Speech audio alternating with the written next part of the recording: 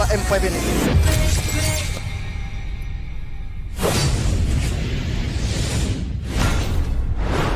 A grand opening that's fitting for a grand finale. Honestly, it brings chills to my spine and tears to my eyes, man. That was emotional. Welcome. This is the MLBB M5 World Championship with me, LaFell, as well as Mirko and Wolf. How are you guys feeling? Great, better than great. It's the grand finals. There can only be one word to describe it. It's hype, Wolf, LaFell, and I cannot wait to get into the games. Yeah, emotional. That's what I'm feeling right now after seeing all of those videos that we've come together. I mean, imagine spending the year for this specific moment. It's very emotional for me, man. Gentlemen, I need your help because you guys need to tell the world.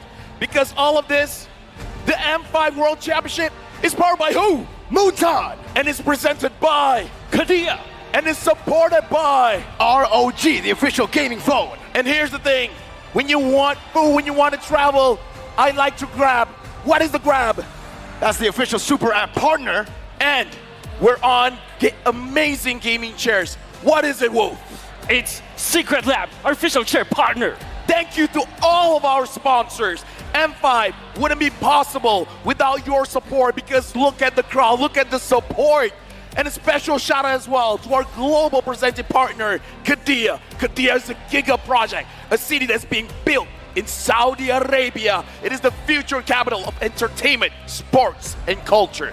With all that hype though, sit back, relax, because we're gonna get into the best of 7 with Secret Lab powering us behind us here. Don't just stop at the best hero builds and combos. Get ahead of the competition and reach Mythic or Mythic Glory or Mythic Immortal with Secret Lab, the Titan Evo gaming chair, outfitted with the pro-grade ergonomic features engineered for maximum performance. Shop match-winning comfort and keep yourself at the top of the game. Now, I'm hearing the crowd.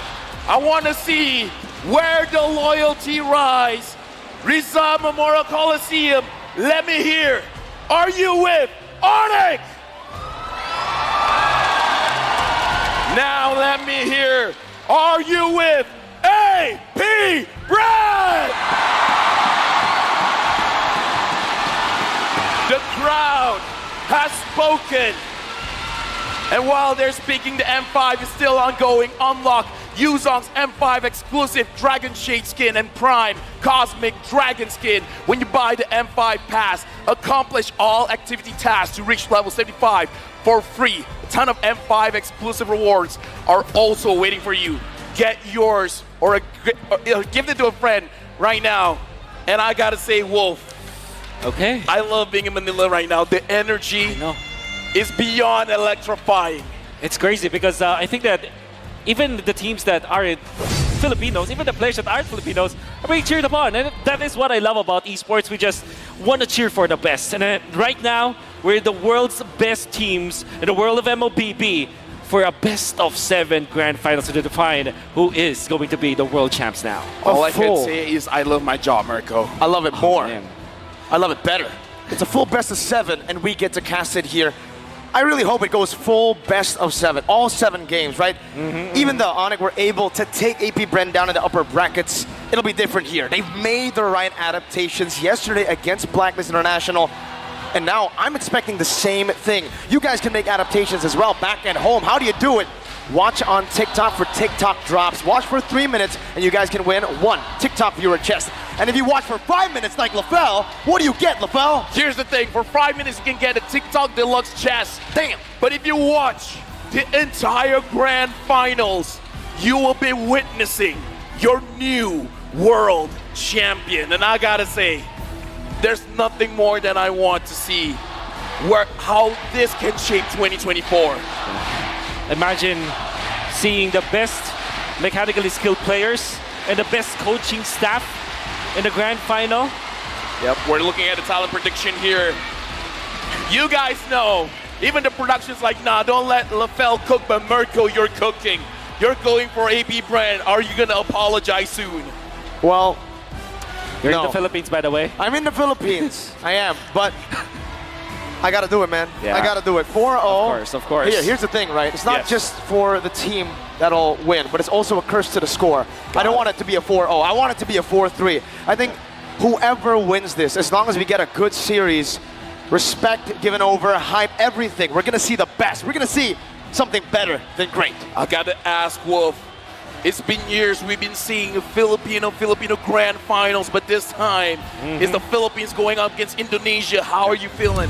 Very, very happy about it. I think that after seeing the Page versus Page finals 2 times, I've always said like, okay, we have to have a Indonesia versus Philippines or a Philippines versus someone else kind of a grand final, and we are given it. Oh yeah, and now you can hear the crowd roar when we see we're going into the draft of this first game in the best of 7 between AP Brand going up against Onyx, where again, they faced each other before. AP Brand, will they ban out the Nolan?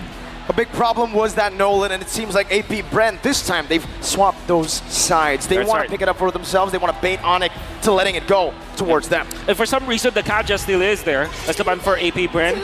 Now with the Joy, they will ban out the 1-1, which obviously is one of the heroes that you don't want to give to Onyx, knowing how CW is good with it.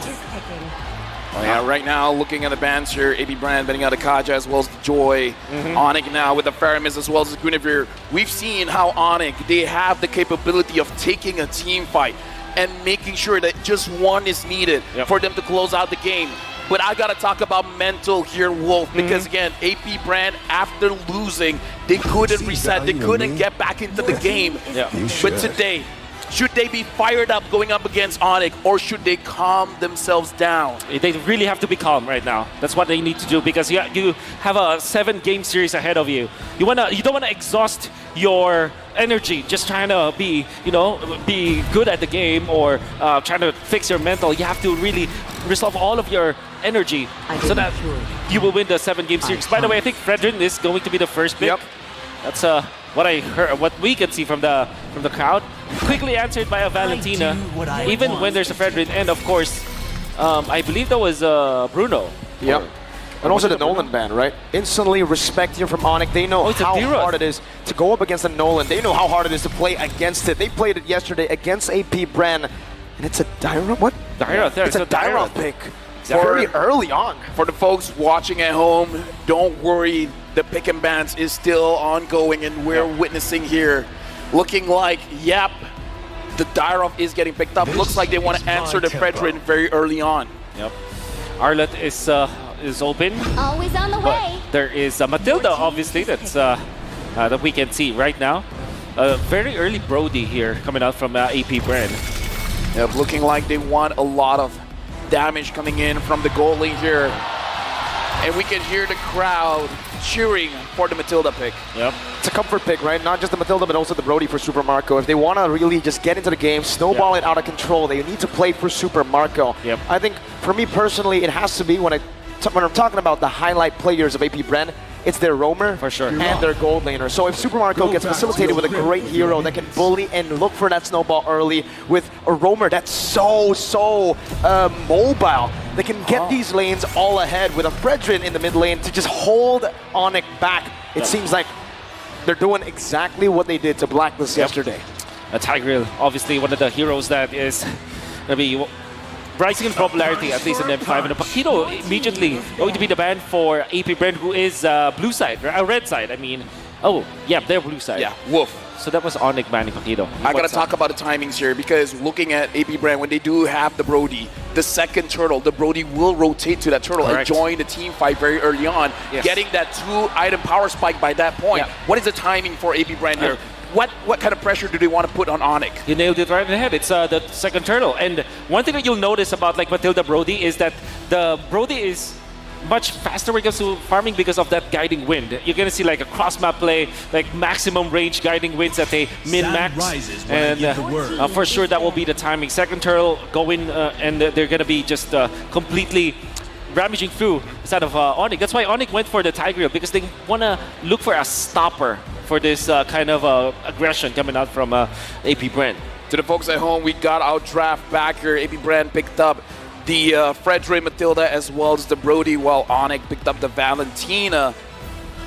This Dyrov, we can't say it's for Boots or Kyrie. Exactly. And as well as the Tigreal here, because we've seen Onyx play it both ways. At this point, I don't know. That's why you first pick it, and then eventually they'll get their marksman in the 4th pick. Lilia being banned here by Onyx. They might consider getting the Claude or a Fredrin a carry, in fact, because carry is great against the Fredrin, and in a way it can man up against the Brody, or at least hand-to-hand combat against that Brody. And we know for sure that CW is a player that can actually play that hero. That's something that maybe Onyx are looking to attack from the angle that they can actually secure.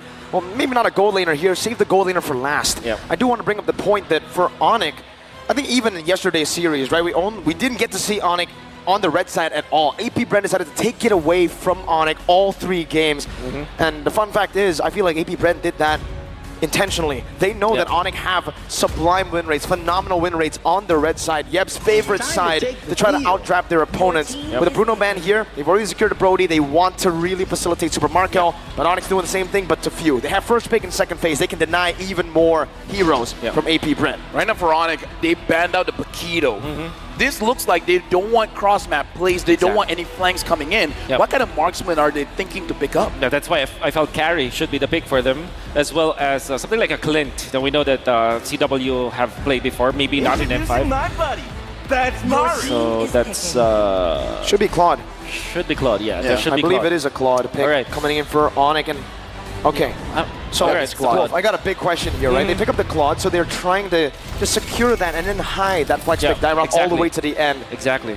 Is there a possibility we get an assassin here for Kyrie? Yes, there's a high possibility, especially if you don't go for another sustained hero here coming out from AP Brent. I'm thinking like Angela Arlott for them. Arlott has a great combo with the Fredrin because of the amount of CC that you can get, so that you'll always refresh your dashes for the Arlott, and it's also a flat TZ special.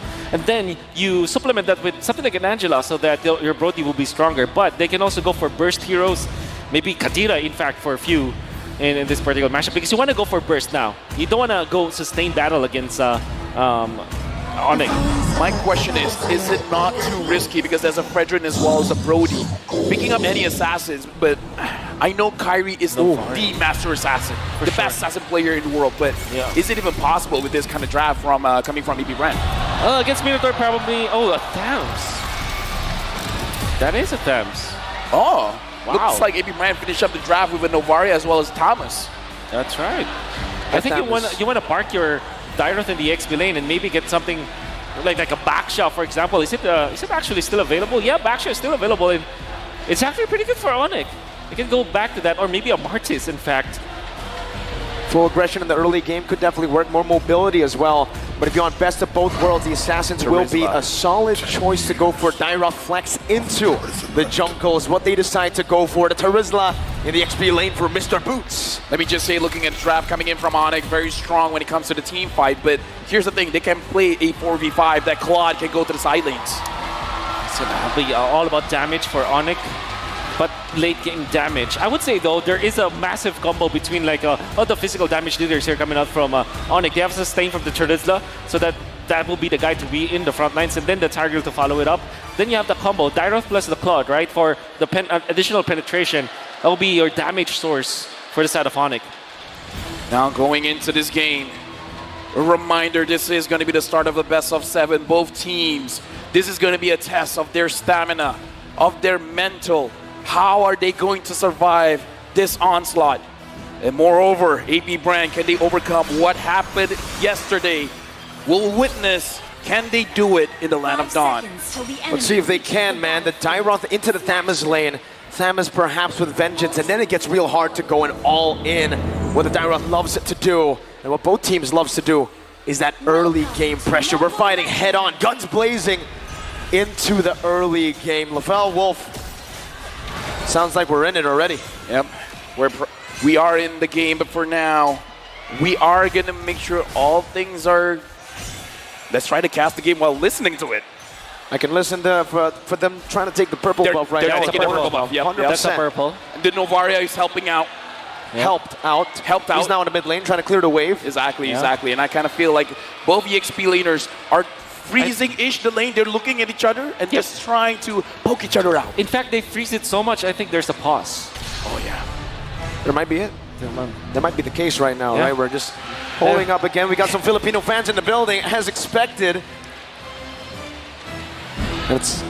It's all about that support right now in Rizal Memorial Coliseum. Before the folks watching back at home and also the people watching in the venue, please do be patient with us as we deal with some issues. Yeah, but it's okay. While the pause is happening right here, we do have to talk about how both teams want to approach this fight. Because again, looking at Onyx, the thing that I'm looking at is because when they ban out the Paquito, they have a better chance in case if anything goes wrong.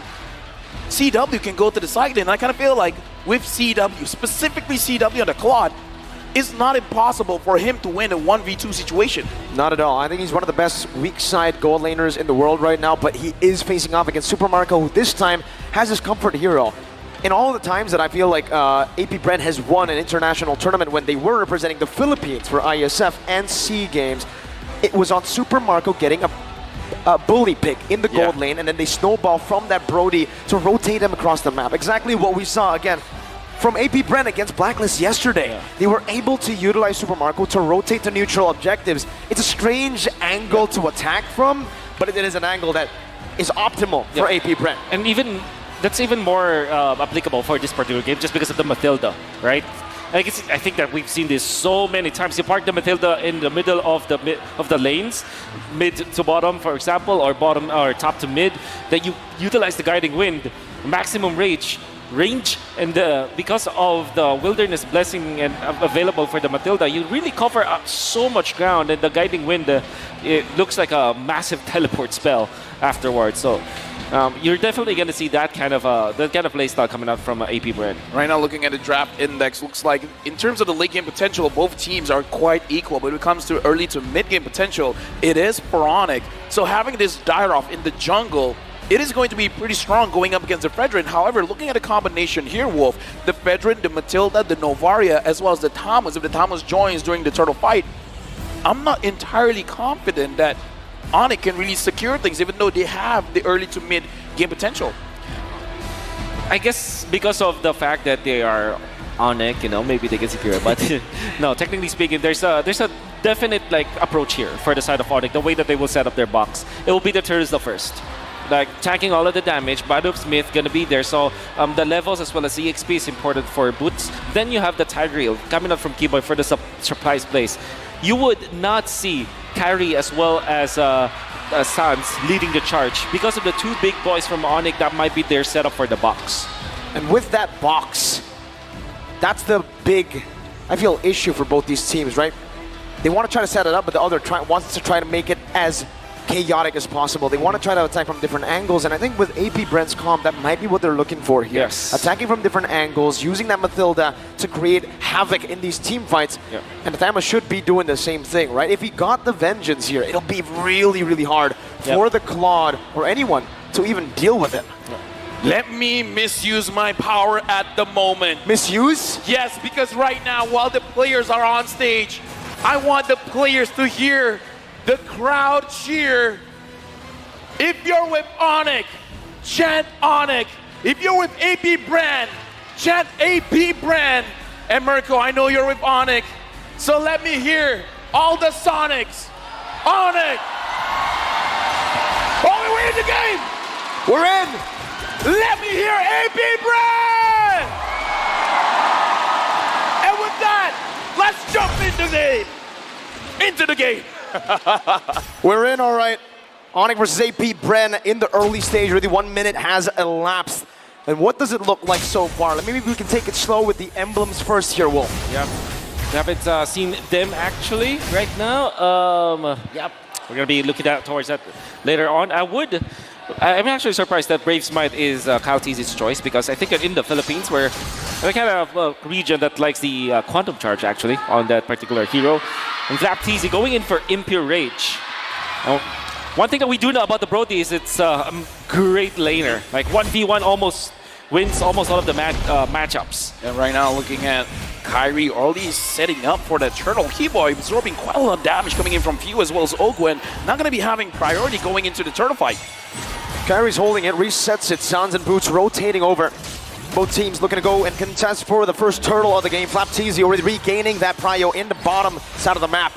But both teams are still hovering over. Yep, right now again, if you brand, they do have the Astral Echo to find The opposing side, but Boost goes in. 3-man penalty zone off the Sans' damage coming down, and that's going to be Keyboy who shoves them back. Kyrie winning the red street battle with the implosion coming down as well. Now it's going to be View. Very low first blood picked up by Sans, but a good appraiser's wrath turns it around. Now Boots all alone. It's a 2-for-1 trade. Make it 2-for-2 for the Turtle, but if Boots gets taken down here, Onyx will lose out in the first fight of the game. Flapteasy. Congratulations, Onyx got the Turtle, but they have to pay with 3 members. It's not even worth it, Wolf. Not at all. At the first Turtle fight, you don't want to get that Turtle in exchange for 3 heroes. That's the AP Bren. But a wonderful placement coming out from Flapteasy, just keeping his stabs up to Kyrie. Kyrie was way slow. Because of the control coming out from Flap, he still was able to get the Turtle, which is amazing. But the succeeding fight, because they were pulled down so much, they didn't have any staying power anymore. This is why I was wondering, is it good for Onyx to fight around the Turtle? Because the poke coming in from AP Brand, as well as the heavy damage that they can put out. Flapteasy wants Keyboy. The CC, right? It's phenomenal. Kyrie jumping in, Sans is there as well with the help of CW. That's a 3-man circling eagle knockup. CW forced to use the defensive battle mirror image back to his own turret. Torn apart memory also used up there. A good shot off the CW under his tier 1. Ogwin's looking for a dive angle. Jumps in with the guiding wind. Super Marco looking for the stun.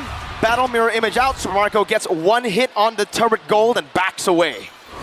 Great for CW for sure, as he's able to stand his ground. But overall, this is really good for AP Brand because now they are overtaking the jungle. Flapteasy and Ogwin, and the coverage that they have because of the guiding wind and the sustain that they have with you from long distance.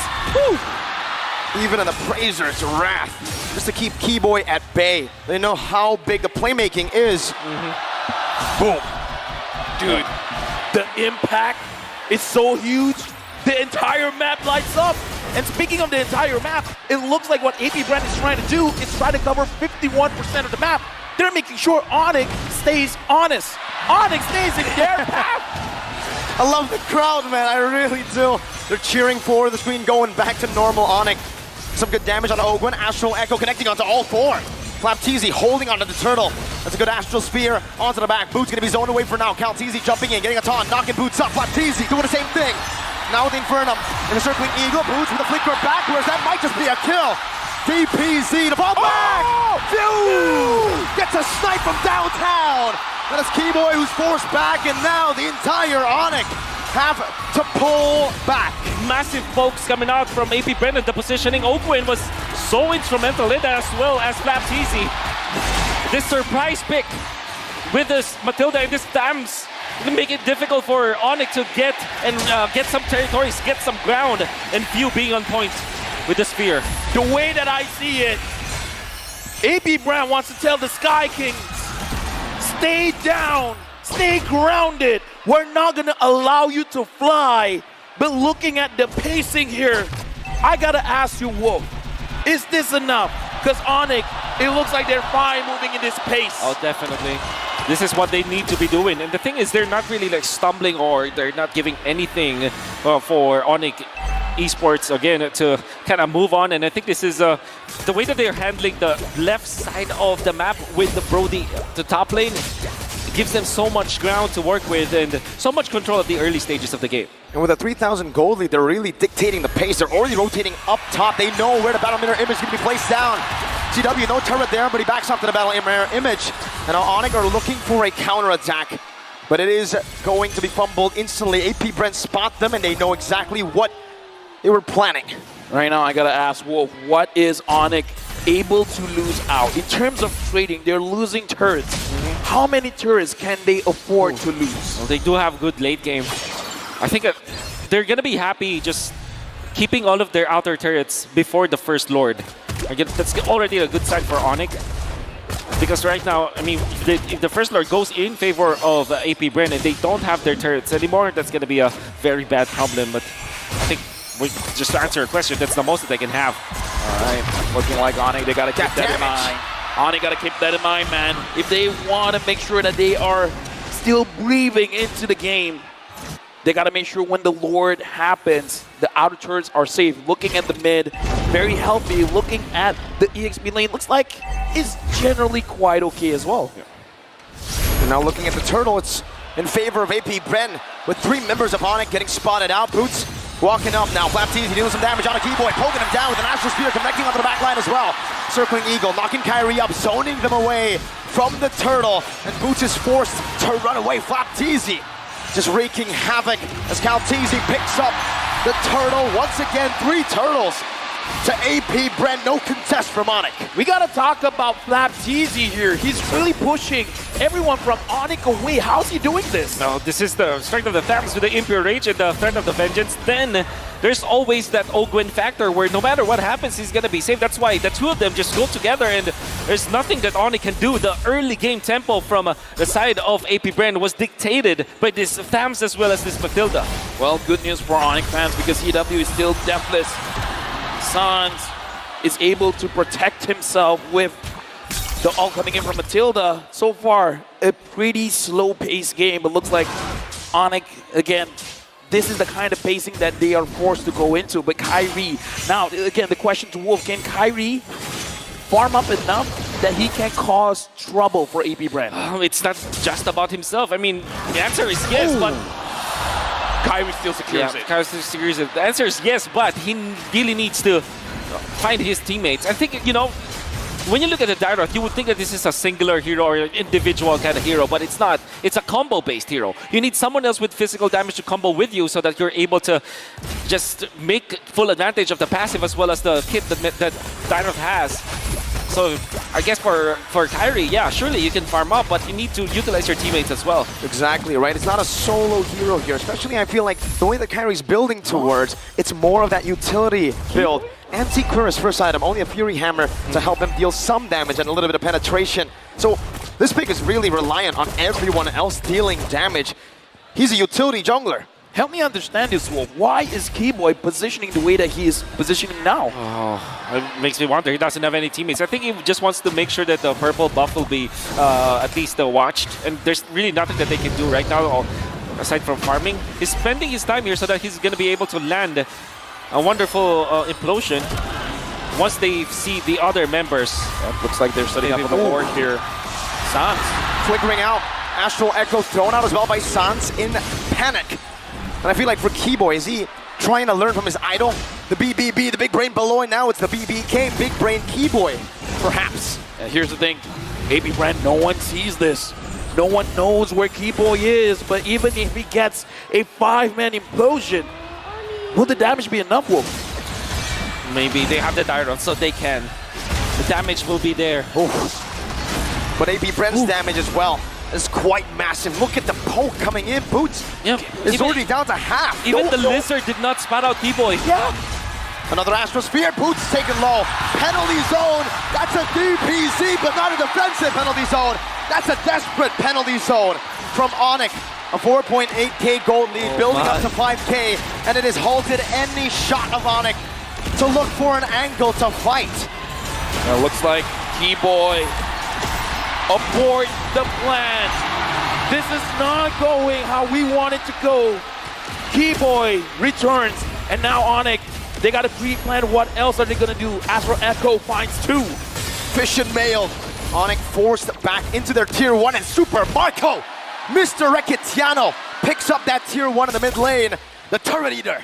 Oh, this is definitely going to be AP Brand's power spike. And Onyx need to hold their ground. AP Brand's lineup with this Matilda, with this Brody, they're very, very strong at this moment. And the thing is, because of the fact that Few had a great time in the early stages, he's going to be the one to supplement the damage in the latter portions of the game. So AP Brand, even their composition is like this, they're not technically just an early to mid kind of a lineup. They do have the late game because of this Novaria. And Onyx needs to respect that. They need to make something happen now. How's the clear though, right? I mean, Onyx right now, they're trying to deal with just a super minion wave. It's not not good. We saw the main reason they were able to come back was that wave clear with the Lily. SCW gets poked by a torn apart memory. Zone back to his base. Something about Onyx, I believe, and I kind of feel like all the Sonics believe, as long as the crystal is not destroyed, because it's not just in M5. They did it in M4 as well. When the odds are not in their favor, they will find a way.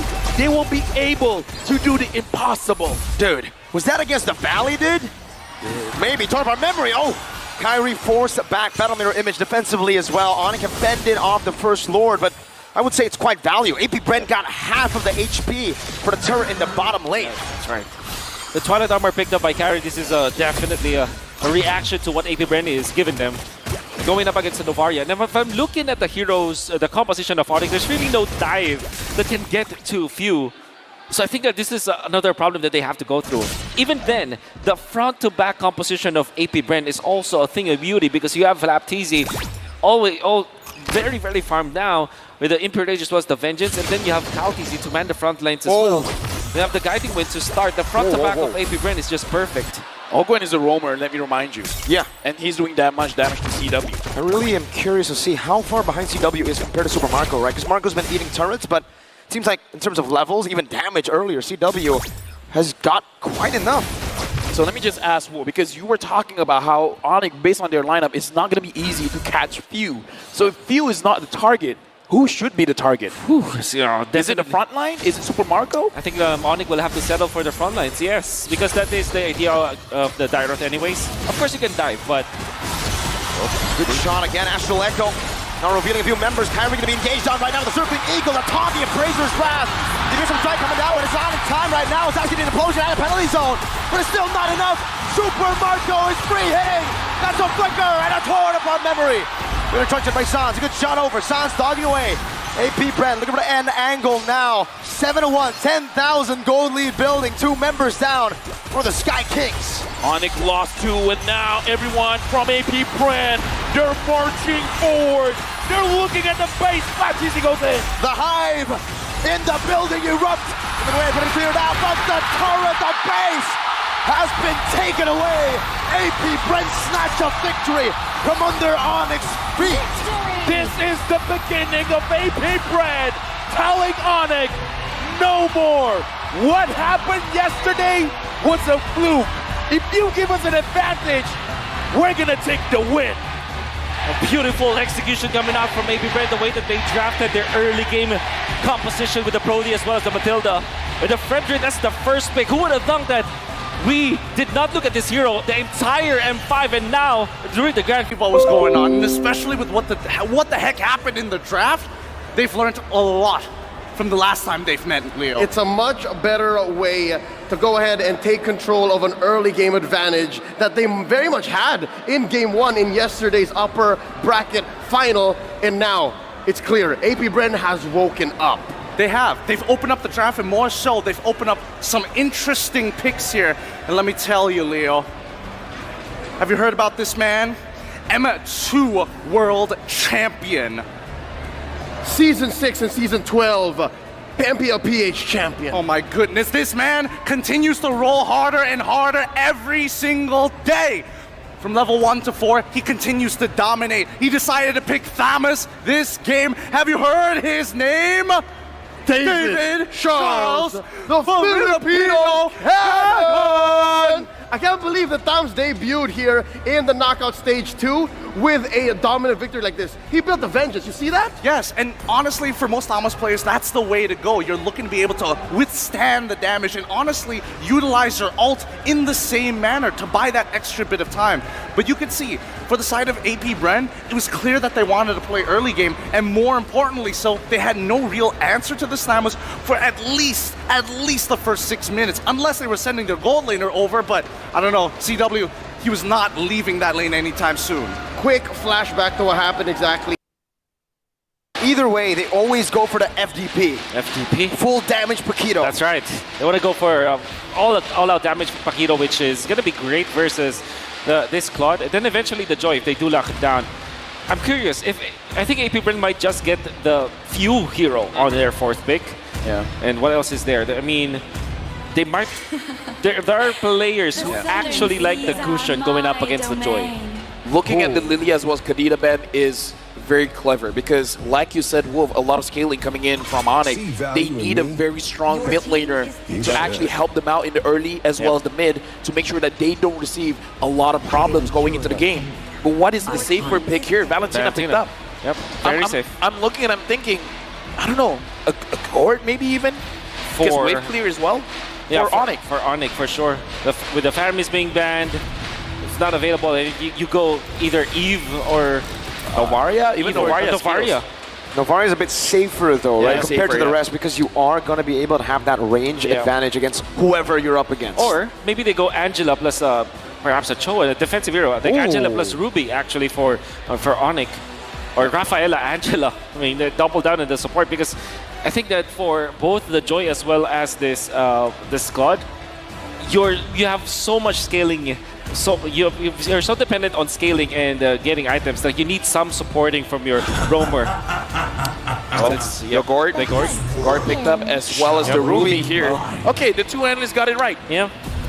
I feel clever calling out the Gord. You guys are clever, right? The Gord and the Ruby here. The Ruby is going to be quite good at actually stopping any of these initiations, especially the dashes coming in front of Keto. But AP Bren, What if they go Phobius for AP Brand? Oh, that's going to be pretty good. Joy, And then- Ruby, Claude. Yeah, and then just flexing the Paquito in the jungle. I mean, if that's the case, even the play-by-play can call it. Yeah. They can even I mean, you can be proud of yourself. It's fine, man. yeah, for sure. People But love you. I don't like the Phobius though. Like, All right. I mean, I get it, right? I mean, it's a lot of damage. You can actually jump in and distract a lot of the backline members. It's Yeah. good for Snowball, but Yeah. maybe they want something a bit more reliable. Yep. And that's the Martis Martis. into the jungle. All right, so the Paquito is going to be going to the XP lane. They know there's a lot of CC on Onyx. They go with anti-CC. Yeah, looking at Onyx's draft here, I kind of feel like they have to be very calculative with their aggression because going up against a Martis, if you force out the turtle and you take way too much damage, you're gonna put the Martis on a pedestal. The Martis will be a very happy boy. Happy man. Happy man. Obviously for Joy as well as the Claude, the late game is the power spike, and they're gonna be really, really strong. If we're gonna be looking at the heroes, that's evident on the side of AP Bren. They don't have the best defense against the Joy as well as the Claude, so that's gonna be a problem. But in the early stages, that is where this Bruno Martis lineup snowball coming out from the side of AP Bren might be what we can expect. As we go into game number 2 in the grand final of the M5 World Championship, can Onyx delay the game, scale it up, or will AP Brand bringing the pressure and stop them in their tracks? We'll witness in this game number 2 of this best of 7. Starting us off already with the crowd roaring again in Rizal Memorial Coliseum. Anything interesting to note down here as we get into the game, Wolf? Well, I'm surprised that there's no Tigreal invasion yet at level 1. I don't think that they'll ever be considering it because Keyboy is keeping tabs on Ogwen. This is what we said, right?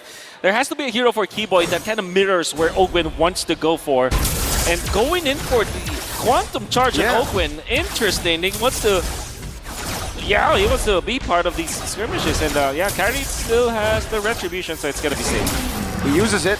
Retri over Ogwen with a shove back onto Kyrie, but he's still going to be able to dish out some damage. Keyboy coming in as well. Ogwen with a flicker backwards defensively. That's a flicker as well. Don't about Wolf King. Keyboy picks up first blood in game number 2. A change of pace for Onyx. A good start, but again, we gotta see how this impact really happens. What's the advantage of Onyx now having the first blood? Oh, that's a lot of advantage because now Kyrie gets to level 4 without any problem.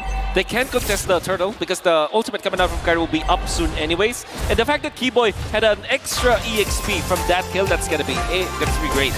Electrifying beats already used up. Keyboy as well with his own round Wolf King, but it's a Mortal Coil, and it's a complete opposite approach, right? Master Assassin for Mr. Recatiano, Super Marco, and for CW, it's that tenacity.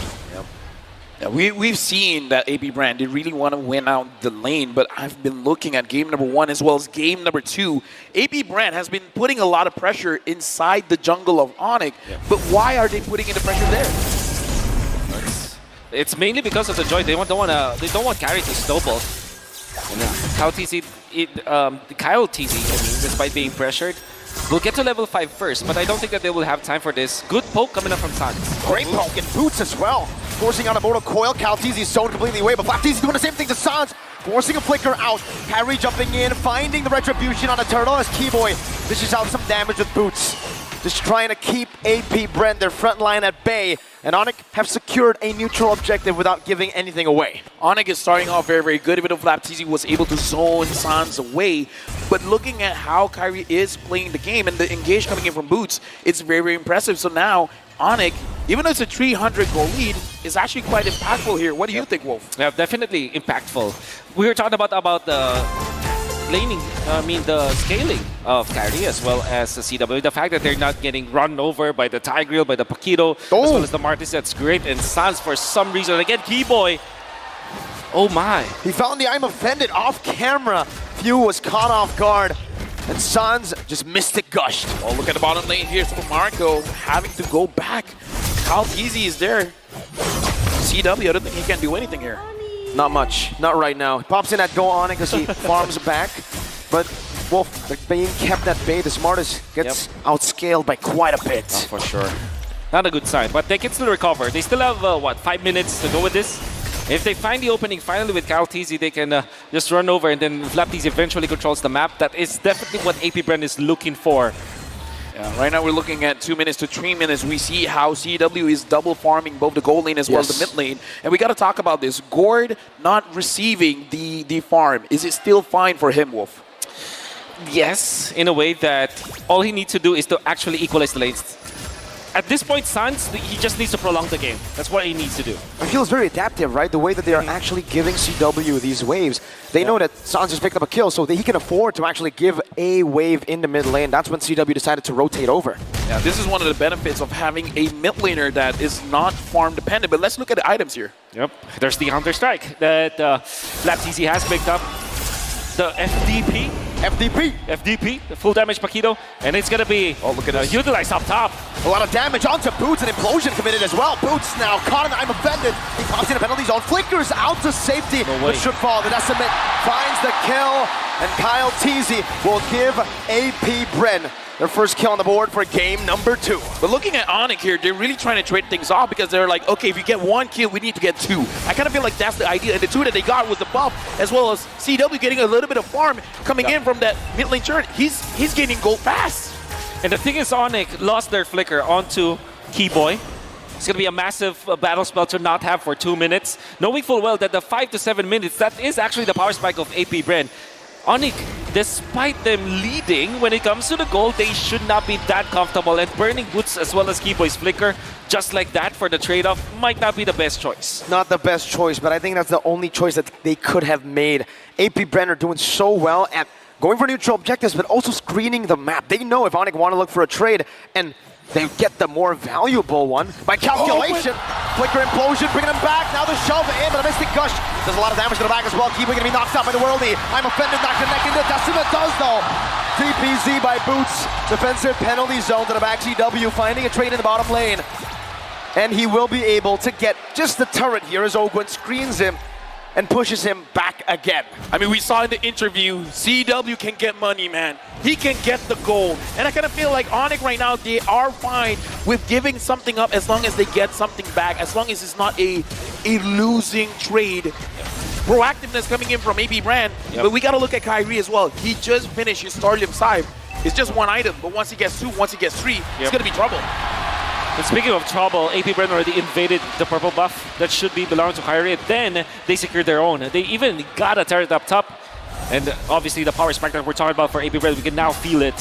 And Onyx will really scratch their heads with the flicker being burned out by both Keyboy as well as Boots. I want to mention as well, even though Sans, he was giving away the lane, he has a goal advantage over Few. Yeah. I guess because of the kills that he was able to get, as well as the assist. But Onyx, they don't need to panic. All they need to do now is to defend their lanes. Make sure that the middle is going to be intact. Keyboy and Sans might throw their bodies just to defend that. And then secure the farm onto CW. And again, looking at the goal earned here, CW is number 1, Super Marco is number 2. But looking at Onyx here, the way that they've been moving around the map, it's like that they're not sacrificing too much for helping out CW. Yeah, now they've actually lane swap, decided to do that. AP Bren feels very happy to do that. Flapteasy 1v1 against CW. Battle Mirror Image gonna be used up. Flapteasy. Knockout strike, 1 more shot. Blazing duet from CW. No battle spells used up just yet. AP Bren in the bottom lane. That's a penalty zone connecting on the Oakwood, but he gets a massive shove onto 3. Kyrie walks out with the electrifying beat. Super Marco dishing out damage on the Boots. I'm offended. Into a Decimate. Kyrie with a retribution. He misses it, but Kyle doesn't. He finds another. Keyboy falling. South of the blade. Pressured down on his own tier 1. Kyrie looking to clear out the waves. That's a dive angle from AP Bren. A Decimate, and Kyrie will still be able to walk away. Super Marco gets a big goal on top. CW 1v1 against Flapteasy. Battle Mirror Image gonna be used out. Knockout strike, 1-2. CW takes the 1v1. Hey, why did you bring a gun to a fist fight, man? CW was playing unfair, but we gotta look at the items here. Yep. Onyx, what's happening here, Wolf? Well, it's a massive snowball. The Radiant Armor picked up. It's the first time for Kyle TZ. That paid dividends, and now he's gonna be tanking through Onyx damage. Mortal Coil, but a penalty zone will be used in time. Kyle TZ going for the bang! He turns it around. The shutdown goes to the roamer. I would say that's still a win for AP Bren. Onyx right now making mistakes. We saw the mistake just now. Kyrie unable to secure the turtle. Good thing by AP Bren, they actually reset it so that the retribution was not enough. Now what does Onyx have to do? Well, Onyx will just have to defend once again. Very unfortunate that CW was the one that got picked off. That was great play coming out from Kautizi with the blade armor as well, because Onyx was trying to run him down, but he lasted for such a long time that AP Bren was able to trade it off. With the Radiant armor as well as blade armor picked up by this Kautizi Martis. Now you know that they have the snowball. Definitely needs to secure the first Lord for AP Bren for sure. The question is, well, we see AP Bren right now with 1,000 gold lead. They're moving as a unit. They're moving as 3. They're moving as 4. What are they planning, Wolf? Are they just wanting to get kills, or they just want to zone Onyx away? Yeah, it's just about zoning Onyx away. They do have a lot of potential when killing. But at the same time, if they just secure the Lord and then just take the turns, they're going to be fine, because what happens afterwards will be for them to take out the jungle of Onyx. Well, right now, looking at the goal, looking at the positioning, it is definitely AP Brand favorite, and Flap TZ is doing the most amount of damage in this game. Looks like he's fine being alone. AP Brand doing this 4-1 positioning is good for AP Brand. It's massive for them. Kyrie looking for an angle, gets shoved back by Open, electrifying beast. Whoa! Kyrie has just stolen it away. Kyle had the retry. He had the level advantage as well. The magical man, my goodness. Only one time, man. Kyrie was like, don't worry, it was just luck. It was just a mistake. Holy. I'm not going to lose the next one. I got this, says Kyrie. Brings me back to the time where I was able to work with this man. Wow. Wow. Just wow. Wow. What a steal. What a steal. That's what we're wowing about. Every time he's doing that, back in his younger days, you know, he would scream, "Di mo kaya sa retrian," which means you cannot out-retry me. Ooh. You cannot win a duel against retry. I mean, that's the mentality you need to be a world champion. Because right now, again, we got to talk about the situation here. Even though, yes, Kyrie was able to secure that Lord, but we cannot deny it is still in control of AP Brand. They are the one in the driver's seat. I guess the best part here for the side of Onyx is that nobody died during that exchange, right? They were able to snatch the Lord, nobody died, so that means that they can at least equalize the lanes. Every minute that they buy for CW to farm, for Kyrie to farm, that's going to be great. Great news for Onyx. So now AP Brand again, looking at the tempo that they're moving. Personally for me, even though Kyrie can scale up very well, CW on the Claw can scale up very well. Late game Onyx is going to be very dangerous. That's right. AP Brand, do they have to force things, or they're fine taking it at the tempo that they're taking it right now? I guess with the hero that they have, they cannot. Like, if they had something like an Arlet, perhaps, they can force things. They have the Tigreal as well as the Paquito, which is a, committal kind of lineup, as well as the Martis. You cannot just, get a kill and then get out. Surely you can because you're fast, but it's not that kind of hero. But then it gets too risky, does it not, Yeah. right? I mean, if you do not force anything, don't look for a snowball, then it's completely reliant on the Bruno. You have a lot of cover, I get it, right? You already have a Paquito, the Tigreal, the Valentina as well. 3 amazing cover heroes. But Onyx, they went for the other side. You have cover, we have dive. They have a Joy, a Claude, a Terizla, and a Ruby. Everyone wants to dive. And the Gord, he's playing the best defense is offense. Yeah. The best cover is if my team dives in and I deal free damage. Yeah, because looking at this game, it reminds me of a Diggy, an alarm time bomb. Because right now, AP Brand, hoot. MC Facts, Sky Wow. Well, This- I guess wow. he's saying it's true. King. This is Yes. not a Lord confirmed. It's a Lord steal. Steal. 8 times. 8 times. In M5. And this is the season, or this is the M series where a lot of people are saying, you know, Kyrie's red tree is not as good. It's so-so. It's so-so. This is so-so, apparently. Dude, 8 steals is so-so. Oh my goodness. okay, maybe when we hit double digits, maybe that's the threshold the people are looking for. Maybe they... You're the Sky King, aren't you? Yeah, maybe they didn't finish their sentence. So good, right? Okay, here's the thing. You want to know my reasoning of why it's only 8 times? Why? Because they've been dominating the map so much. You're right. They Wait. don't have the opportunity to steal. They just claim it for themselves. And still 8 times. So only a few teams give Kyrie the opportunity to even steal it because they started it. And to think that they're dominating so much that they actually don't lose so much games. Actually, their only loss might be against the Blacklist, right? And one Yes, against yes. In the knockout stage. The knockout Wait, in the stage. entire tournament, the only game that they lost. They had another 3-1, I believe. No, Remember it the was- 1-1 from See You Soon? Where they were turned around? Hey, look, I man, believe it was 2-0, bro. I got ADHD. I can't remember anything much, but right now we're looking at the players again. Thank you very much to all the audience here in the venue as well as watching at home. We are gonna provide the best, I would say, services for the players to make sure that they are having a good time in game. But either way, right now, again, AB Brand, back to the topic. Yep. No losses from Onyx. They've only dropped to the against 2 Black- PH teams. 2 games against Blacklist, 1 game so far in AP Brand. Yep. The Atas Langit Adonic. Yep. That's how you beat the Sky Kings. What does you that gotta mean? be untouchable. What does that mean? There's the sky, and then above that, there's Onyx. Yeah, that's basically the Yeah, the Atas Langit Adonic. Above the skies, There's where Onyx. Onyx lie. flashback to MSC 2021. That's the gist of it. LaFell, you just gave us the gist of it. You know what? The first time I met you, that was the first thing you said to me. Yes. The gist of it. And now you know why. Why we're working together now. That's where our friendship began. We got that With the connection. gist of it. Yeah, the gist of it. Our connection is special, guys. Yes, agree. we are special indeed. In fact, this whole desk is special. Yeah. With a special connection as well. That's right. That's the title of the podcast. Oh my God. He had to go there. He had Okay. to go there. They went from out- soft selling to hard selling. Check out YouTube, find Wolf, and you'll be happy. Now, That's right. I want to be happy too. Me too. AB Brand right now, is there a good chance that they can end this game in the next 10 minutes?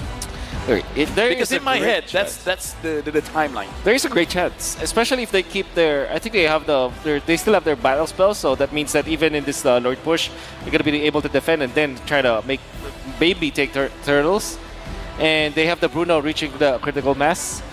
So yeah, to answer your question, yes, they do. Oh, here it is. Top player KDA in M5. Wow. Wow, he went Hoods there. So 14.92 for Sans. TLB. 14.08 for CW. Even though TLB didn't make it, but Hoon has been spectacular with his KDA.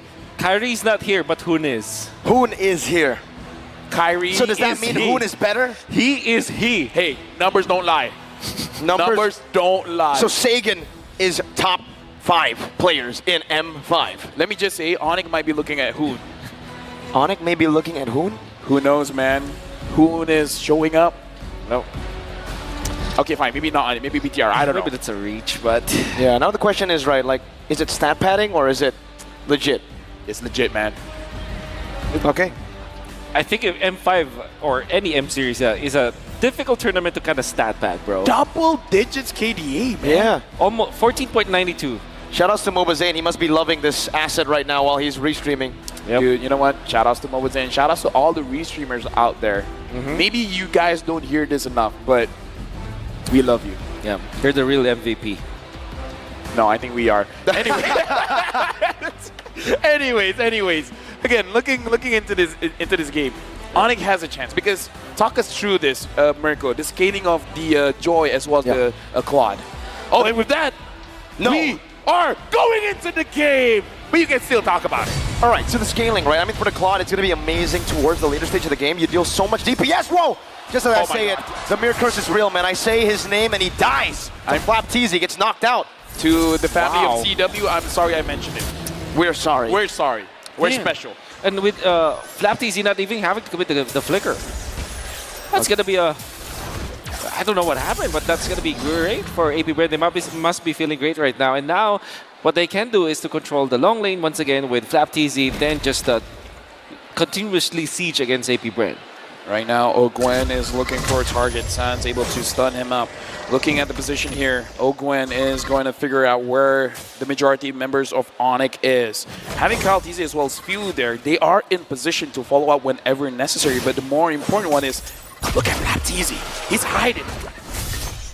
He is.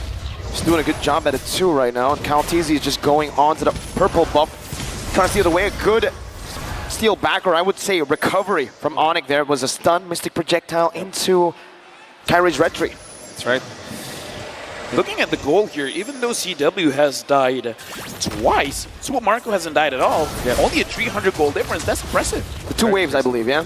Yeah. Yep. The double lane setup that was given to CW. And the fact that they're defending mid, this is the most important resource now for Onyx. Getting the mid lane intact means that you will have access to your jungle so much easier. And that means also that you can position yourself around the Lord later on. Yeah, losing the side lanes is like losing a sock. Losing the mid lane is like losing a shoe. You can still wear a shoe without a sock, but you cannot wear a shoe with a sock without a shoe. Wait, what? I think you can. But yeah, we get it, right? The mid lane is more important. Listening from the crowd, I guess we can. Yeah, we can. All right. Thank you, crowd. Thank you. Sometimes you got to get them to correct us, right? Yep. Yeah, but, you know, I'm running out of ideas. What can I say? Special. I think Mirko wears his expensive shoes without socks. Hey, don't get to that, right? Kyrie now trying to steal it. Oh, he doesn't get it. Kyle TZ takes it away, snatches it away from Kyrie's hands. Hey, by the way, Super Marco went for the RG Rose Gold Meteor. It's going to be perfect versus the aggression that can come from Kyrie. But now the Lord Dance has begun. We got to talk about AB Brand, 1.3k gold lead. Onyx here, they are at a disadvantage. Sans keeps trying to figure out where the members of AB Brand are, and he's been finding them. Looking at the HP as well, AB Brand, they are chunked down just a little bit because Kyle TZ has been absorbing the damage coming in from the Lord. Keyboy, can he find a good opening here? Kyle might have to reset this. CW's walking up right now. Kyle TZ finds a good pinch down, but CW takes in a half HP. Boots doing the same thing. Mortal Coil used up defensively. Kyrie takes control of the Lord. They're not going to look to reset it. I'm offended into the Mystic Gush, into the Blazing Duet as Boots distracts the back line. Few very, very low. Not going to be chased down. Kyrie finds a double kill right now. Kyle TZ is going to be forced to use the Mortal Coil defensively. Flap TZ went for the hills. The Mystic Projectile connects at max range, and Kyle TZ falls. Now Flap TZ was looking for an angle to maybe turn this around, but Onyx, they've taken 3 members down from AP Brenner looking for the Lord. Run by us. Whoa, what happened there? How did Onyx immediately take control? It was the Lord Dance and the bait and switch that you saw coming out from CW went in forward so that he will force some of the rotation from AP Brand. In fact, 2 people followed him afterwards, and that's how they were able to get it. By the way, the underrated factor of the Gord... Ouch. Ow, man! Yep. The underrated factor for the Gord is that he can clear the left bush mid with just 2 spells, and you can scout out where your opponents are. Shove. Ogwen has no dash now. CW battle mirror image to the front. Ogwen forced to flicker out. Flap TZ! One shot with a nature. Flap TZ gets out just barely, but CW does the same thing. Oh man, 7-7, game number 2. Dude, Onyx has been waiting. They waited for CW. They waited for Kyrie. Look at the items now. This is the power spike they were looking for. So the 3 items now onto Keyboy. That means that he is not easily taken out. You can see that CW eventually gets to the Wind of Nature and the Malefic Roar. Dude, right all now, about listen to the defense. crowd. It's all for AP Brand. They're still looking at AP Brand to defend this, but Onyx, with just one more dance, it was 1,000 gold lead for AP Brand. Mystic Now Gush. it's 2.7 with them. Implosion only onto Keyboy. That's the roamer for the team. Kyrie with electrifying beats. Keyboy finds it offended on the Super Marco penalty zone. Dodged away from it. The knockout strike brings Boots back to the turret for AP Brand to do what the crowd's been chanting. Defend! Right now, Onyx, they are trying their best to get the resources coming in from AP Brand. They wanted the structures, but AP Brand, how did they do that? How did they defend so well? That was the Ogwen. Oh, right onto Kyle TZ. Blazing Duet! Nature can use that Mystic Gush as well. It's a bait! Sans flickers out of the shove. Ogwen stunned up. Kyrie walking up against 3 members. Looking for the dashes. One more should be able to do it right now. Stop TZ gonna be taken low. But Kyrie decides to stop. Sans. That was crazy. That's crazy, Sans. You can see the damage output now from coming up from Kyrie as well as Sans is now. they really do hurt now. And the thing with Gord is that even when it's a defensive kind of hero and it's strong at when he's able to land his spells, it still is a pretty good scaling hero as well. The Impure Rage versus the spells that he has and the items that he picked up, Sans will be a threat in the latter portions of the game as well. Looking at the damage dealt here, FlapTZ was #1, but Sans was able to overcome him. And again, he has been absorbing less minions, less minion gold, just because he's sharing it with CW. And now, Onyx, I would say this is their win condition, no? Definitely. We're reaching the point where they're stronger. I'm offended. Flicker already. Oh, you no. keep burning this away from Ogwen, and now what do they use to catch? They practically can't. Kyrie dashes forward, forces that Mortal Coil, even pops in that electrifying beats.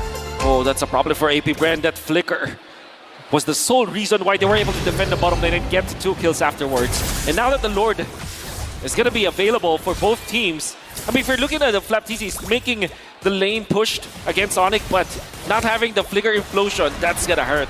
Yeah, right now, the Lord Dance is started by AP Brand again. We got to remind ourselves that Onyx was able to win it out with CW using himself as bait and then giving the opportunity for Onyx to bite back, to go in, to get an engage, and dish out the damage. And now it's Onyx. We're holding it in despite Joy being seen in the top side of the map. They still want to go for the Lord Dance right now, and CW's damage. He's definitely scaled. Conceal play. Keyboy finding with the position of Super Marco. KalTZ forcing his way in.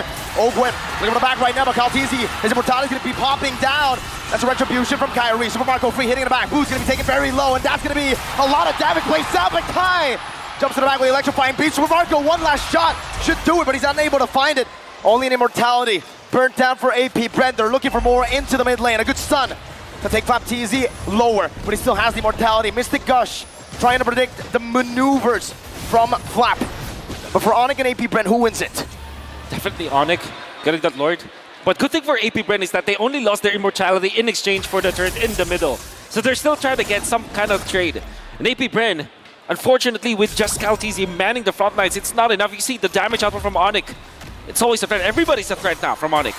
Yeah, but Keyboy taking quite a lot of damage. And speaking of threats, man, I'm looking at Super Marco. The damage that he dished out was a lot. Yes. Onyx, they have to respect it. I gotta say, either CW or Kyrie, they gotta find a way to get to Super Marco and take him down. A mistake and a costly one. AP Bren with KalTZ. He's looking for more. The Mystic Projectile stomps Kyle. Whew. But that's a big, big kill in the 19th minute of the game. And Onyx, whatever playstyle they're doing with CW, it worked in some of the moments, but in that crucial one, it didn't. What I'm trying to say is, CW in the first Lord fight, he went for the min-max play where he's trying to bait out AP Bren and become very aggressive when it comes to his positioning. It paid well during the first Lord, but not in the second one. All right, electrifying beast, immortality. Now winner truncheon bot. FlapTZ buying a lot of time. Ogan running in with a conceal. Implosion flicker onto Kyrie, but he buys the immortality. Now Few with the damage as well. Boots still terrified down. I'm offended by Few. Kyrie walks away. Keyboy does the same thing. Super Marco sliding tackle. Onto the front. Keyboy brought back to the team. Immortality still ready. He buys it in time. Kyrie looking for the flanks. Kyrie looking for the electrifying beast damage, but he won't be able to find it. AP Bren maneuver out of a team fight that they have won. This is the best players in the world. Do one mistake, and it feels like 10. Onyx, after CW made a crucial mistake, AP Brand controlled the map. AP Brand won that fight. Wow. And they have equalized when it comes to the economy. And even after FlapTZ had to utilize the winner truncheon, it was just a ploy for AP Brand.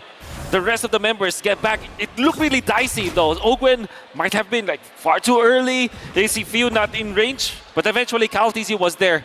AP Brand squad were able to find something, even in this stage where Onyx has a lot of strength with their items, with their natural scaling.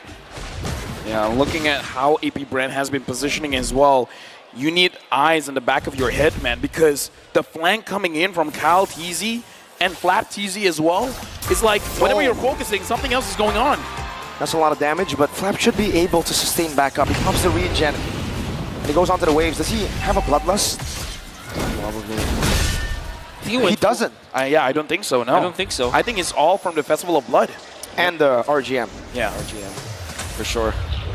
So now looking at CW, we have, okay, right now we got to talk about this. CW is the aggressor. He's the bait. But here's the thing, man. Wait, do they not know? Okay, Kyle TZ sees it. They see it. Flapteezy sees it too, but he might be too late right now. They're going to go on to Flapteezy. Burst him down. Kyle will lose his life. A shutdown for Boots. Keyboy zoning down the members. Boots! A penalty zone on the Super Marco. Holding him back. Now Flap joining the team fight. But an explosion to the back. CW finally lays into Webber. Flapteezy goes in for the punches. A lot of damage plays down. Super Marco free hitting for the back. That's a lot of damage down. Boy! Finds that I'm affected. Super Marco loses immortality. Keyboy will not lose his life. AP Bren, they're still able to sustain back up. Super Marco, no flicker though. Kyrie looking for the assassination, looking for a play. Super Marco steals some life back with that house claws and is able to defend. Don't offend Keyboy! Oh my goodness. Keyboy goes in and he's gonna bring all you in! A big shot, but an even bigger shot from Kyrie. CW picks the base turret in the mid lane down. Now Ogwen, one member left standing. Kyle TZ gonna be back in 4 seconds. Ogwen melted down by CW. Evolve Lord still crashing in the bottom lane. Onyx taking their time. Kyle TZ holding it down, going for the wave. What? Lord went back and forth. Mystic projectile onto Ogwen, dodge away from Mystic. Gosh, I'm offended. Kyle TZ melted down again. And now it's gonna be 2 members in desperation going in. 1 second on the flop TZ. Who expected a full reverse sweep? It will never have happened in the M5 Grand Finals. We're back to equal on the board. Ladies and gentlemen, we have your attention here. There is no such thing as a clean sweep in the M5 World Championship. We're starting this series with a 1-1. We ended that game with a wonderful display of duel of mechanics from both of the teams, with Keyboy and Ogwen making their own plays, but in the end, oh my goodness! We've done it. We've done it. 3 million. 3.4 million! That deserves a clap, everyone. Thank you very much to all the audience here, as well as you guys watching at home. And let me just say, this deserves it. This is the beginning of an amazing grand finals. I'm sure. A lot went on. Back and forth. Pendulum swings. We need the help of the panelists. Leo and Gideon, you got to help us out here.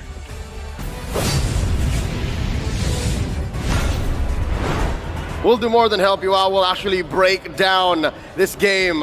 Again, Onyx showing exactly why they are a force to be reckoned with. On the road to claiming the Golden Road. Going past 20 minutes, taking availability into their own hands.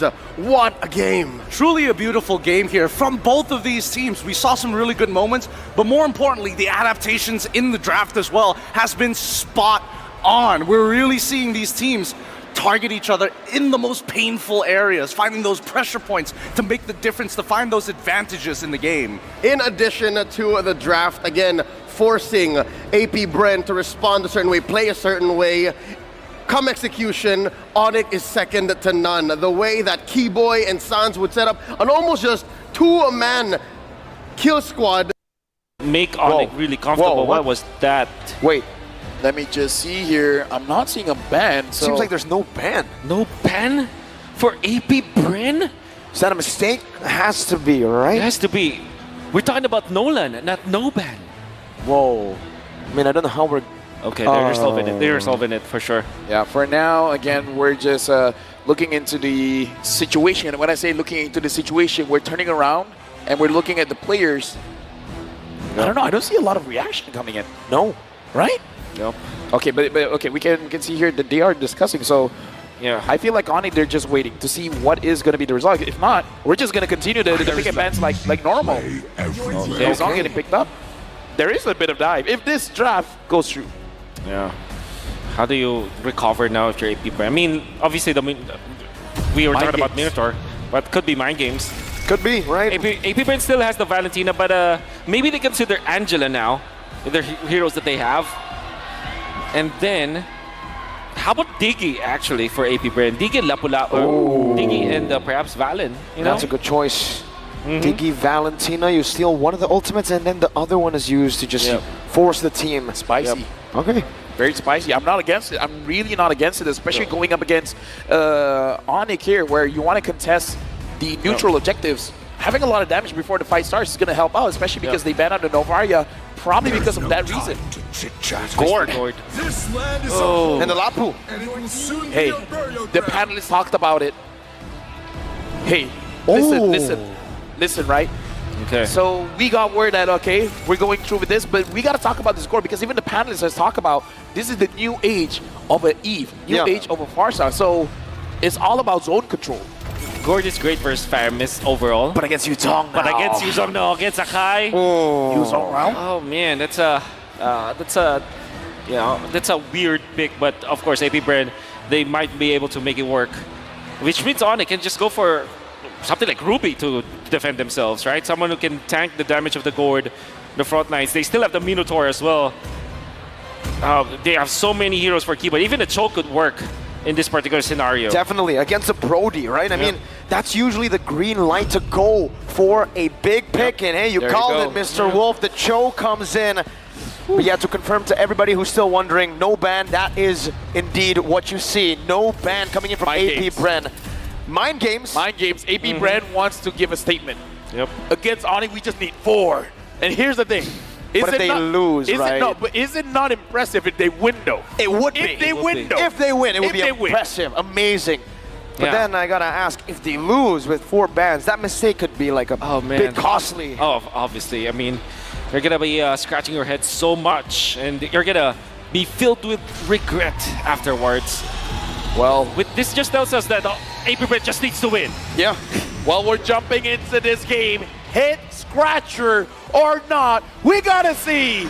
With AP Brand coming in with the mind games, is it enough to shake the Sky King Sonic? Or will they continue to show that they are untouchable? We're going into game number 3. All troops deployed. It's scary. I'm actually scared for the Gord in the early stages, just mainly because of the Yuzhong, the Akai, and then you have the supplement of this Cho. And even then, we're talking about no dive from the side of Onyx, but then if you realize after the Yuzhong as well as the Cho pick, with the Faramis intact, that means that they have the green light. They have the license to get into the backlines now. The first 3 picks coming out from Onyx might not be dive heroes, but with the Faramis in combination with the Cho as well as the Yuzhong, that's going to be scary. I'm legit scared for this Gord. Well, Flicker very aggressively in the start of the game. Super Marco taken low, but look at the decision to not flicker back. He decides to walk away, but he will pay with us a lot of HP. Now we got to see how CW manages the lane, because it looks like Super Marco, even though he was chunked up quite a bit, he is going to be able to last hit that gold minion there. So good effort coming in from Onyx, but Super Marco sticks to his guns, staying in the lane. Going at the other lanes, it's Lapu Lapu versus the Yuzhong. I believe that FlapTZ will have a great time this game. I think that overall, this was probably the best pick here for AP Brand. Great versus the Faramis. Obviously great against CW. And CW did not go for the Purify, went for the Flicker. So that's going to be a target for sure for FlapTZ. And right now looking at the battle here, Sans started the battle off, being very proactive around the map, trying to target Super Marco here. So the question is for Onyx, as well as AP Brand, which is the lane that's going to be targeted? Are they actually going to put a lot of pressure on the gold lane? Or they're going to put a lot of pressure, as we see right now, perhaps in the EXP lane? Yeah, EXP lane for sure, because they need to team fight around the turtle. Very important for AP Brand as well as Onyx to get this first turtle. All right, the turtle is going to be the name of the game, and we got to look at the boots coming in. If he gets level 4, as well as FlapTZ, both can dive, and both can dive very, very hard, but FlapTZ goes in on his hands. No flicker on Sans, you got to remember it. You go all in for AP Brand.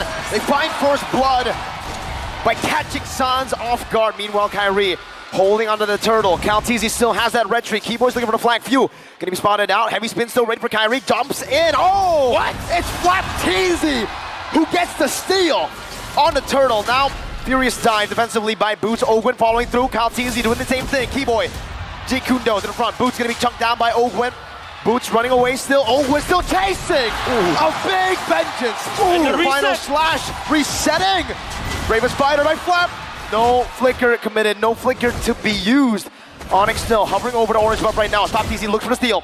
Jumps in, Sans doing some damage back. Raven Spider, the third spot gonna be used up right now. Mystic Gus! No flicker used, Flap! He didn't just steal the turtle, he stole the orange buff too! Allow me to say Onyx needs to breathe because I don't think I would ever say this, but 1v1 and outplay from Sans pops the NetherRealm clutch. Massive play coming out from Sans, but my AP Brent with Ogun as well as Flapteasy. Early game aggression coming out from them, and Kyrie was holding onto the Retribution because it was cooling down. He was 2 seconds away from the Retribution to be off cooldown, but then Flapteasy steals that orange. Dual hero here, statistic as well, 70% win rate for Bruno and Fermis whenever they're paired up together.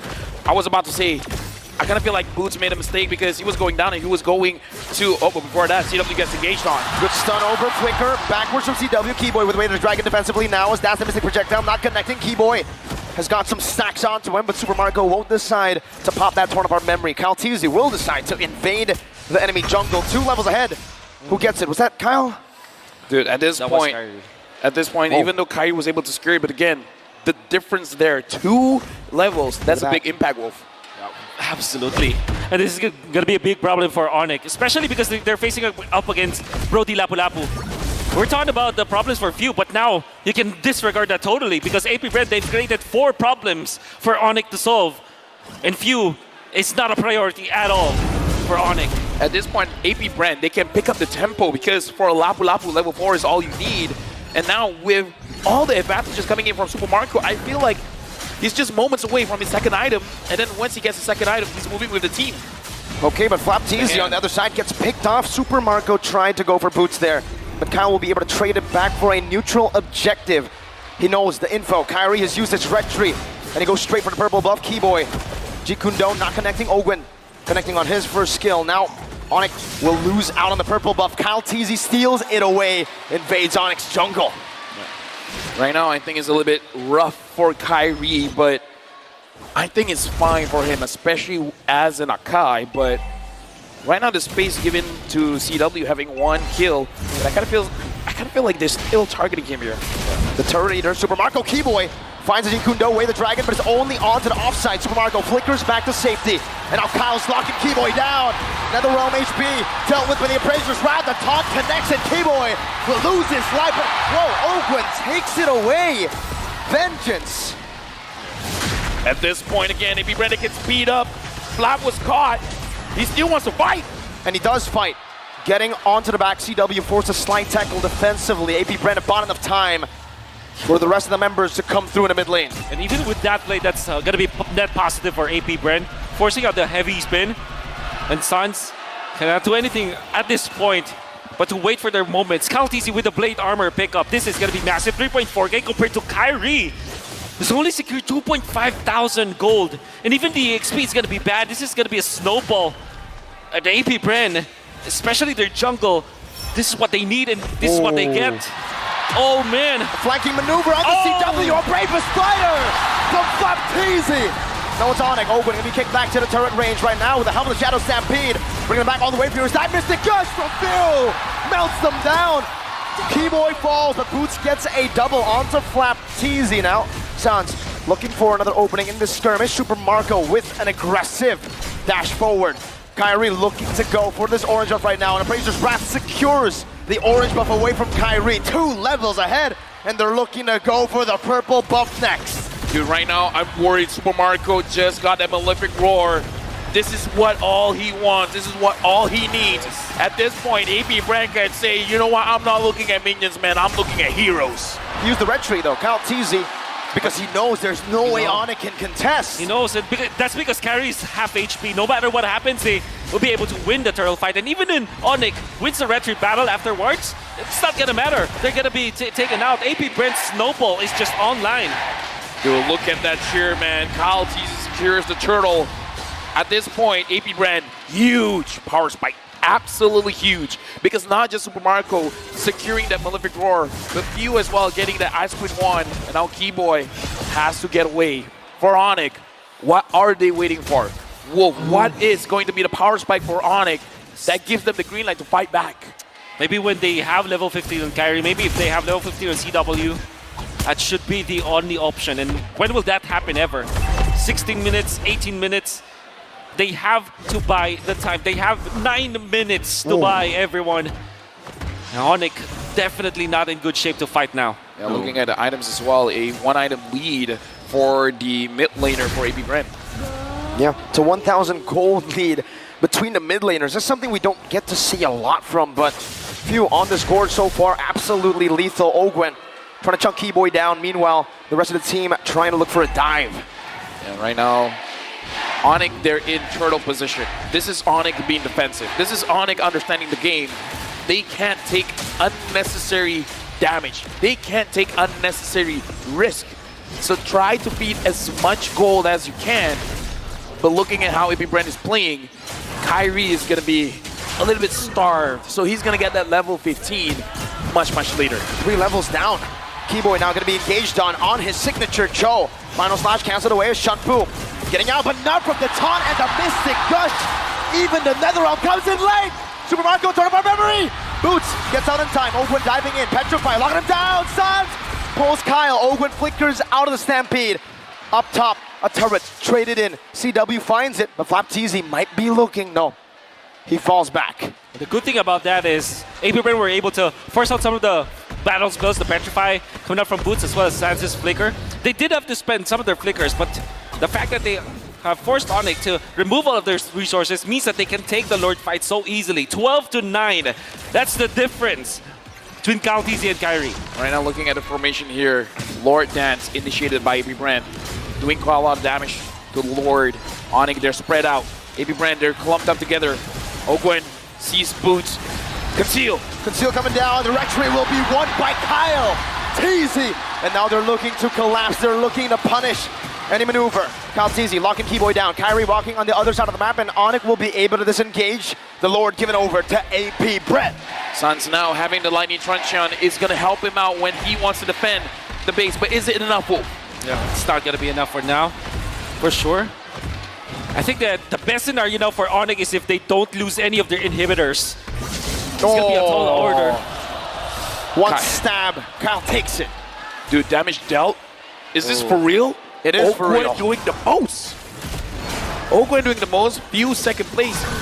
But the damage from Suns looks like it is going to be enough. So I kind of feel like I agree with Wolf, just Lightning Truncheon can't do it just yet, but Keyboy goes in. That's a lockdown, but a Mystic Gush connects to the backline. Flapteezy will fall before Onyx frontline does. Now it's a lockdown. Oh, Sans gets wiped. AP Brent blitzed him down, bursted him out. And now AP Brand, 7,000 gold lead. Moving forward, they're looking at the inhibitor. Holy defense use. Oh! Again back to back! A quick stab from Kyle Teasy. And Onyx has lost again on one member. The laser not quite in range. Onyx still able to defend from the first lord of the game. Mystic projectile, side tackle for CW, but it's not going to be enough to get him out of range. Even with the splash from the turret, Onyx lose a base turret with the first lord of AP Bread. And now Black Dragon form used by Bo. That damage, though! Memory, oh my goodness gracious. Boots was almost melted down. Whew. 2 base turrets. Let me just say, AP Brand, their mind games is working. Yep. It's working. It's working. And the thing is, losing Sans twice in a row. I mean, losing him once, that's fine because they were able to get the kill out of Flapteezy, but losing him the second time meant that they will not be able to defend 2 of their turrets. That's a poke down on the Kyrie right now. Another round, not. Oh, it's going to be in time. Keyboy finds a good way to the Dragon, but it's not going to be able to survive in this onslaught of damage. Boots finds a Petrify, Wind of Nature, but still Sparkle falls. The Ghostburster is able to take him down. CW dealing some damage, but AP Brent decide to disengage. 2 for 1 in favor still of AP Brent. Look at the items, Wolf. What else does Onyx need? Another defense item for Kyrie for sure, because you see that when he turns up into the fight, even when he's not dying, he's put so low that the heavy spin is not going to be utilized properly. So he needs a second item for sure. We have Sky Guardian Helmet eventually for him to be able to tank up, and then eventually a Radiant Armor. They definitely need Radiant Armor here from Onyx. Somebody has to take it, otherwise Few will just destroy them.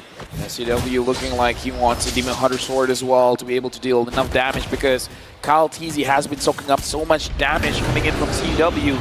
Right now, Onyx, they're at the back foot, but again, they've been in this situation time and time again, so I kind of feel like AP Brand, they can't fall asleep here. They got to make sure, tighten the gameplay, and make sure they don't make a mistake coming in. Stampede from Sans. A resource used up. Kyrie poked down by Ogwen. And also by few. Kyle holding the Lord, pinned down. Final slash used up already. Sans. Shadow Stampede once again. Mystic Projectile connecting, chunking Sans for a bit. Onyx are still hovering over. Watch out, Marco. Right now, Keyboy used the conceal, but immediately found out. I don't know how Keyboy can go in, man.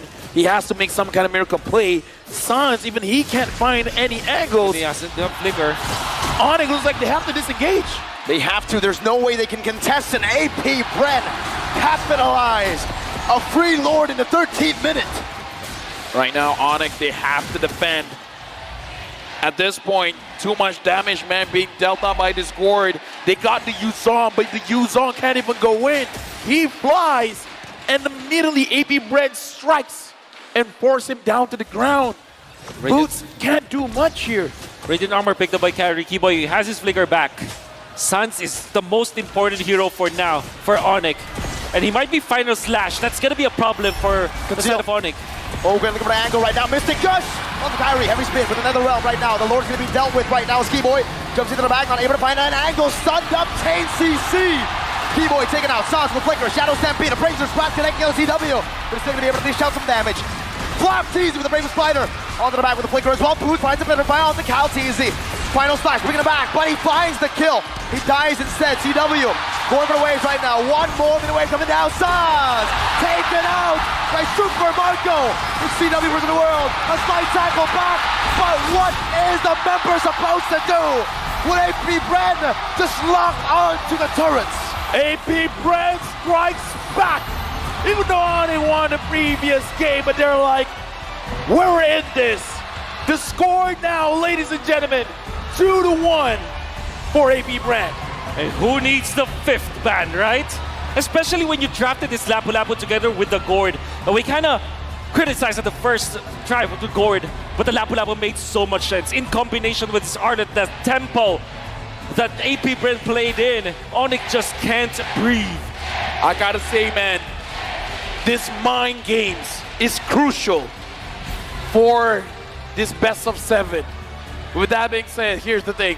A lot of things happen in this game. We got to throw it over to Leo as well as Gideon.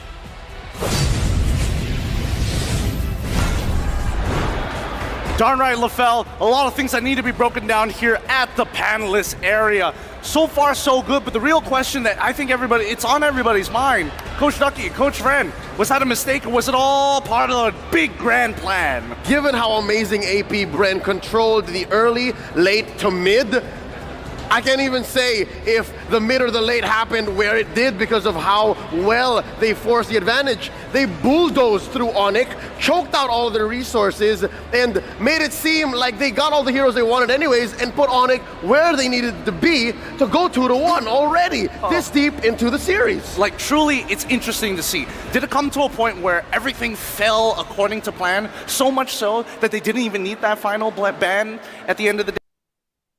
Gord?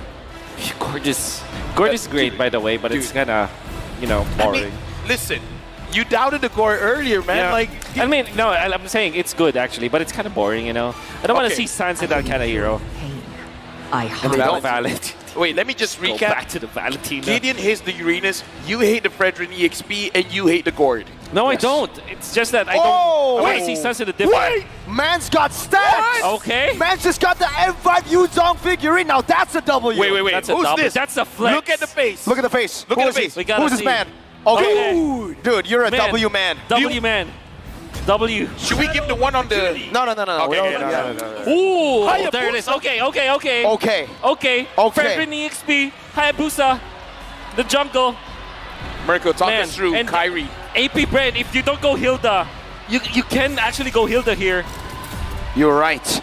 The Hilda would be quite deadly. That was the same pick that Todak went for to dismantle Onyx at M4 Group stage. group stage. Especially like Edith versus the Fredrin, that's a nothing lane, Oh, wait, yeah, I was talking about the Fredrin EXP. Oh, we're doing it again. All right. Are you ready? Make it quick. The stadium, are you Oh, ready? this is Manjin. If it's a Wait, bad insufficient skin- diamonds? Bro! Oh, Insufficient diamonds? Bro, Come you're on, man. Manjin! Manjin! it's impossible. Bro, this Big guy's L. the richest caster in the Philippines. What It's impossible he doesn't have diamonds. Oh, Thams is what we get against the Fredrin. All right. Bring it back into the draft. Bring it back into the draft. Looks like my prediction about Fredrin EXP was there. Hayabusa here, 0% win rate in M5 so far. The Thamus, again, performing extremely well. Everybody's just flexing. Oh, it's No way. Reptar. Come on, man. Okay, so he's the richest caster. He is the richest caster. No chance to defend yourself. No. All right, jumping into this game, well, what are we predicting here? Wow. I'm just happy that the Hayabusa was picked. Remember, the last time that Kyrie picked up the Hayabusa, M4, the highlights were made. And I do want to go to a Game 7, so please, I think that this could be an Onyx game. Well, to everyone watching, especially those Clippers, you know, Mirko, if we see an assassin on Kyrie, it'll be Kyrie! We're jumping into game number 4. As Keyboy said once, when he was told to imitate me, he said, "Oh my God, Kyrie Hayabusa," and we get it now. So, yeah. You know what? The Hayabusa is really high.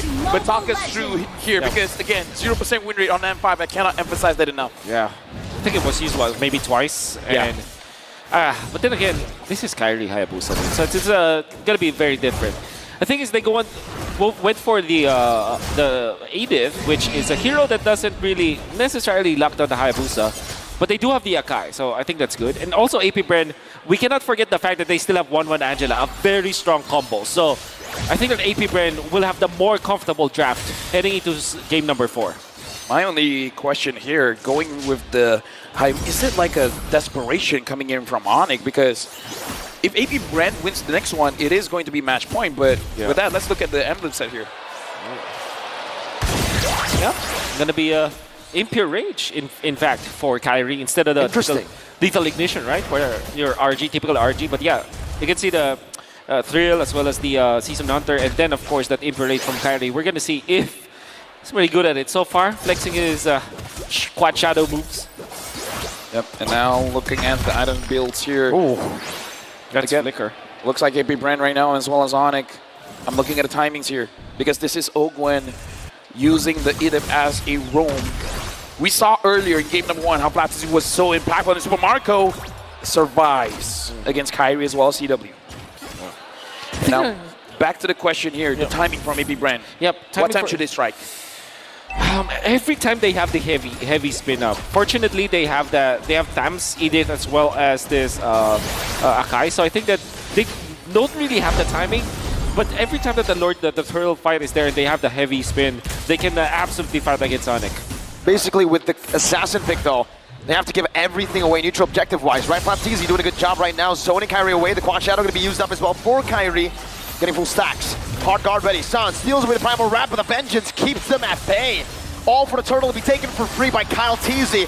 Flap taken very low. Hard guard going to come down onto Flap, giving him enough HP, enough sustain to survive and disengage. Something that I do worry about as well, because we got to talk about Flap TZ with vengeance here. A Claude going up against anyone with a vengeance. Yes, sir. It's not going to be looking good for the Claude. CW has to think a lot before he goes in with the Blazing Duet. Yeah.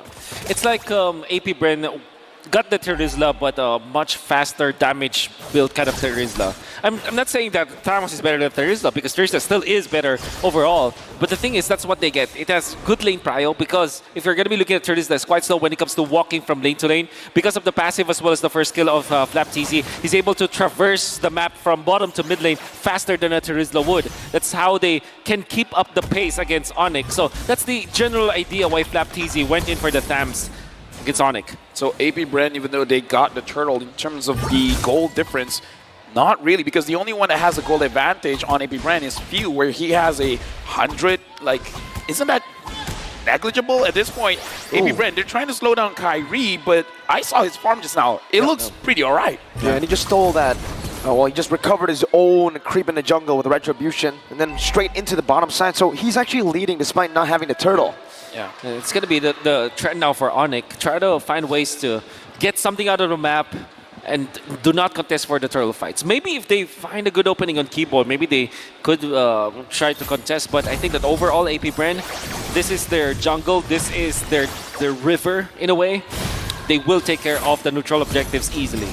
Well, I kind of feel like if AP Brand, as long as they're moving with looking at the map here, they are separated. So if Kyrie finds a moment where AP Brand is not moving as a unit, he can get his snowball going by catching the mistake of AP Brand. But during this turtle fights, it's going to be a little bit difficult. I am wondering if Kyrie wants to contest for this, because we've seen him on his assassins, man. He wants to try. Flicker, everything used up on the Keyboy, taking first blood. Super Marco gets it. Kyrie in the midst right now. Quad Shadow in, and he finds it. Ogwin chases him down right now. The Quad Shadow gonna be popped in. Kyrie versus the world. AP Brent chasing him down. Kyrie. Shadow kill. Boots is here. Sans also with the Primal Wrath. Kyrie going in the back with the crossbow. A tag. The Super Marco and the heavy spin from Kyle Teasy locks them all down. The Turtle traded in for 3 with Keyboy. 4 minutes in. AP Brand move as 5. Yeah. That's very quick timing there.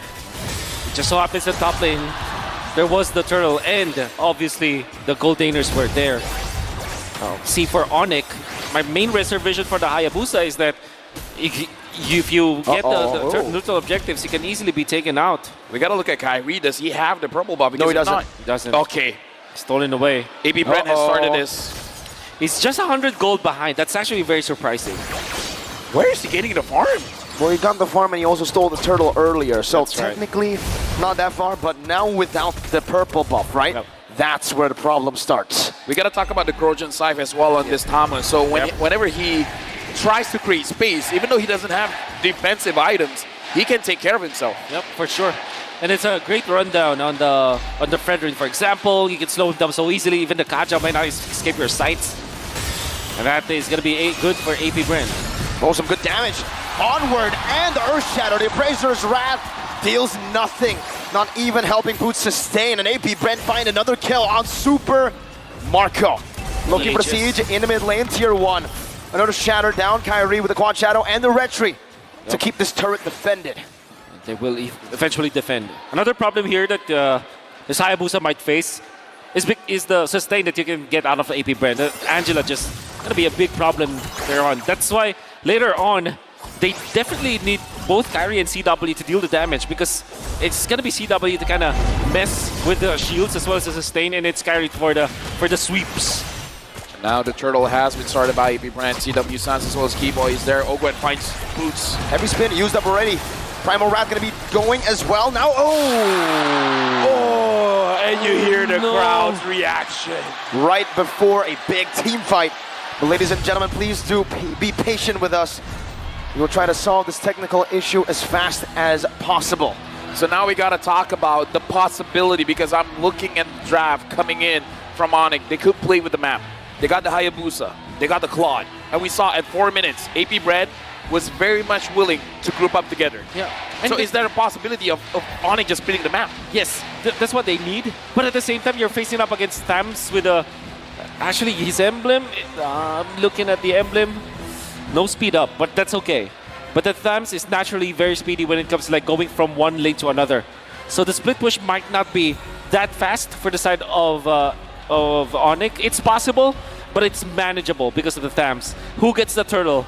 We're back though, it seems we're back. The players are already ready.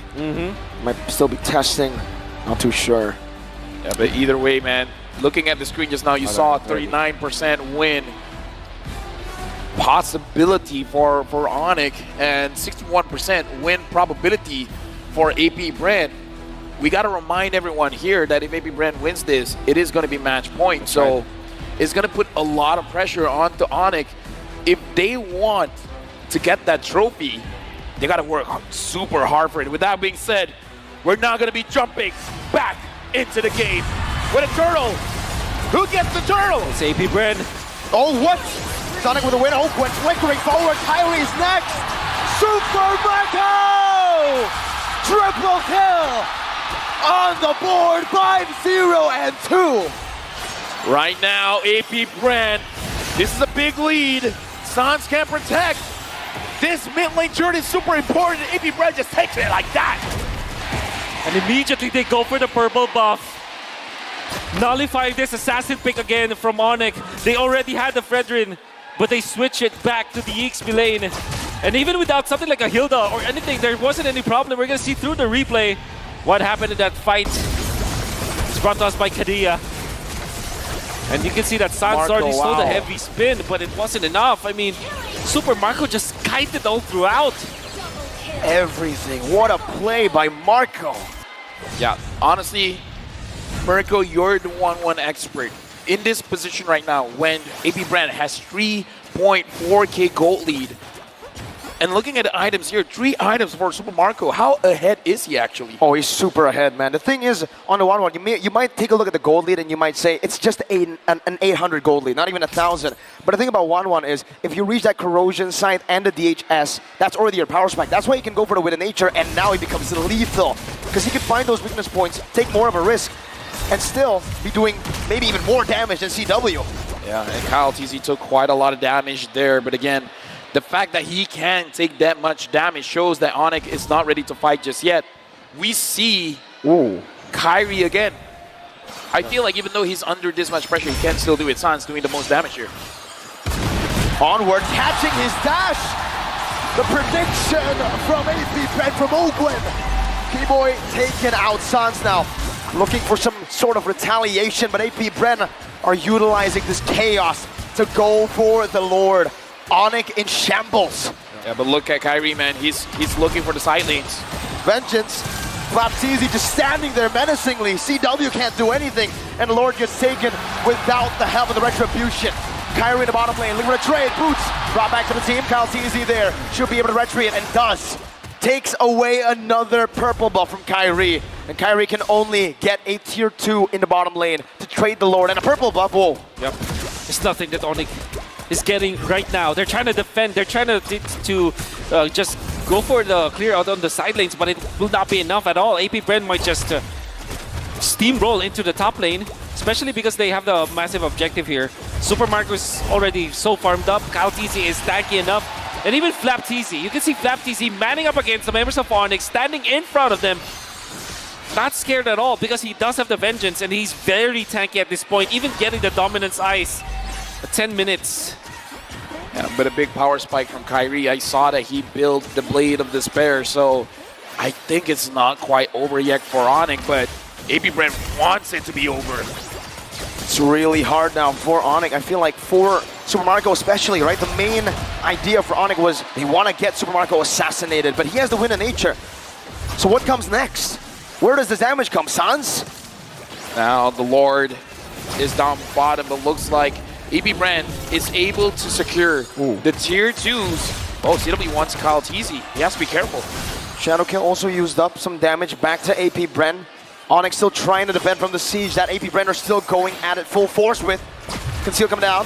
BMI getting him out. A good splash of damage from the turret to try to take these minions down, but AP Bren do a lot with that minion wave. The base turret in the bottom lane is low, very low. Oh, look at this purple buff here. Kyrie wants it, but AP Brand wants to deny it. He wanted more. Mogwen needs to time. No, he doesn't even need to. AP Brand have done it. They've taken another purple buff. For the longest time, we haven't seen any Flicker Divine Judgment play from Onyx. In fact, there's no play that we saw from Onyx. The last time that we saw was probably the turtle fight where Sans was able to copy the heavy spin, but that's just about it. Onyx cannot find an opening for a team fight.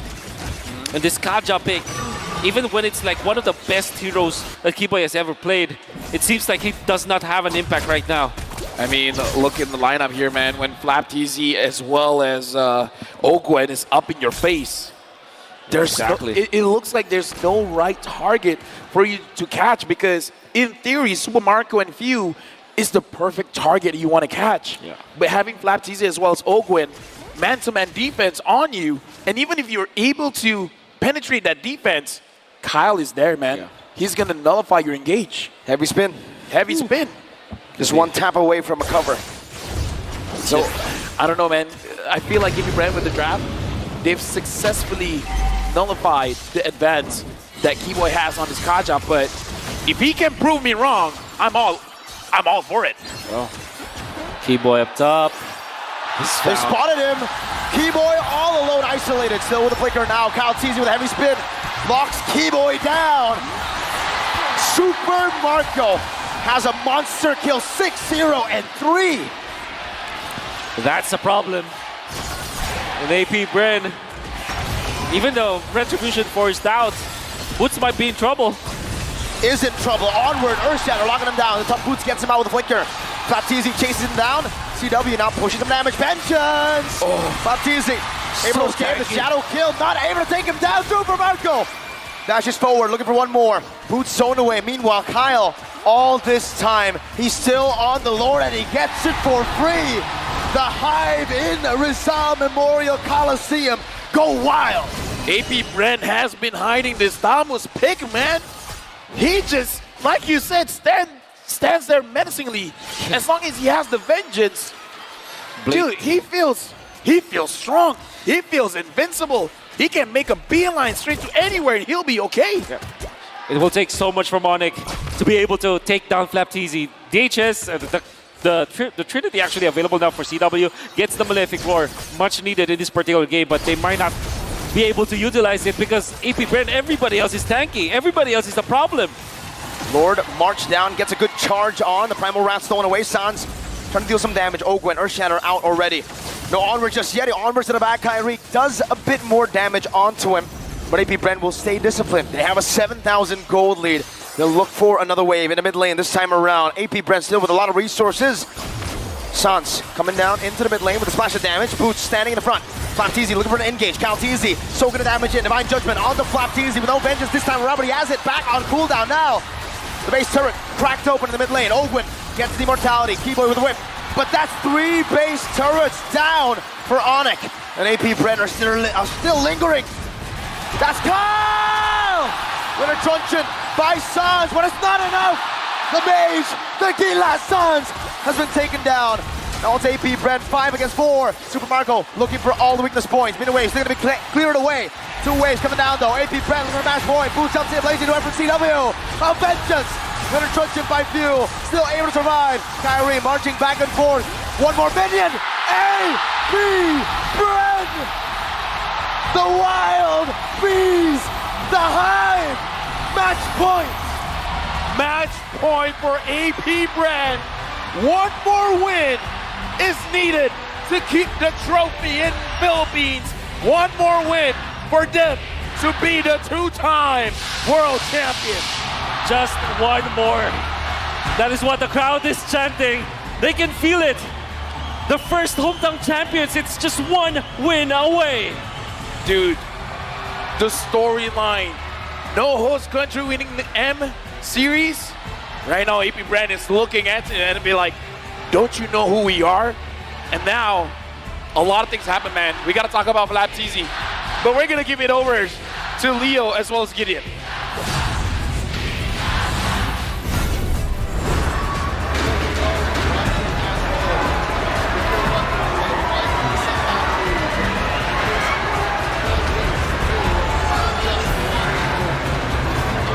Ah, man, I have to agree with you, Leo. This is one of the few moments where you just let it sit in. The crowd is giving that extra bit of momentum for AP Bren, and it's understandable with the way that they are playing so far, the way that they are crushing it, not only in the lane, but also in the overall team fights, neutering Kyrie from his purple buff, and more importantly, just pushing the advantages, really abusing the weaknesses in the drafts thus far. As much as I would like to believe that Fredrin is going to be the solution to a lot of their problems, unfortunately this time round, I think that even the Hayabusa could understand he couldn't go further than this. Angela being able to protect the right targets at the right time, and more importantly, Few making sure that even Sans felt it in lane. Things have changed so much, but we have to talk about the MVP, Leo. My mic made like the Hayabusa in the jungle. It was very difficult for Kyrie to do anything. And it's because of our MVP that the tempo actually got pushed up. It's Kyle Teasy coming in with the Akai. He's actually able to do more than just split up Onyx in those team fights. He's actually able to choke out once more Kyrie. AP Bren's performance in game 4 here was a combination of what they did great so far in the first 2 games they won. Yeah, and again, Kyle, with one of the most important spells in the game, the heavy The EXP lane, or the Paquito that we talked about. But Lapu Lapu should be a wonderful choice. Then when it comes to their jungler choice, they still have Akai as well as Martis.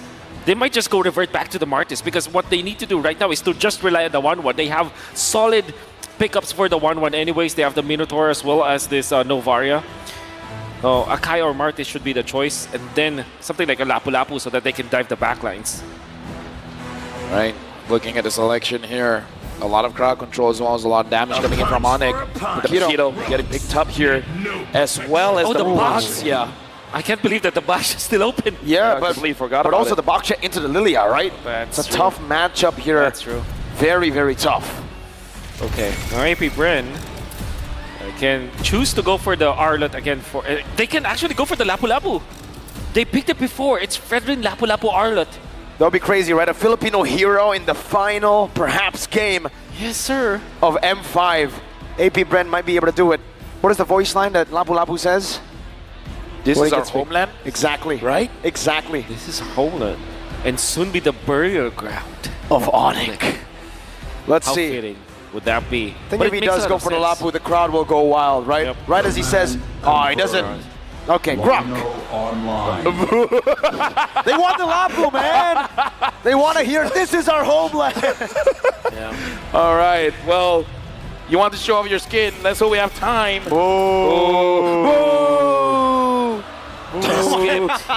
We have too much power. Dude, we're influencing the crowd. We're very sorry. But again, we're jumping in potentially the final game for today. Looking at the drafts, Wolf, do you feel AP Brand's got it?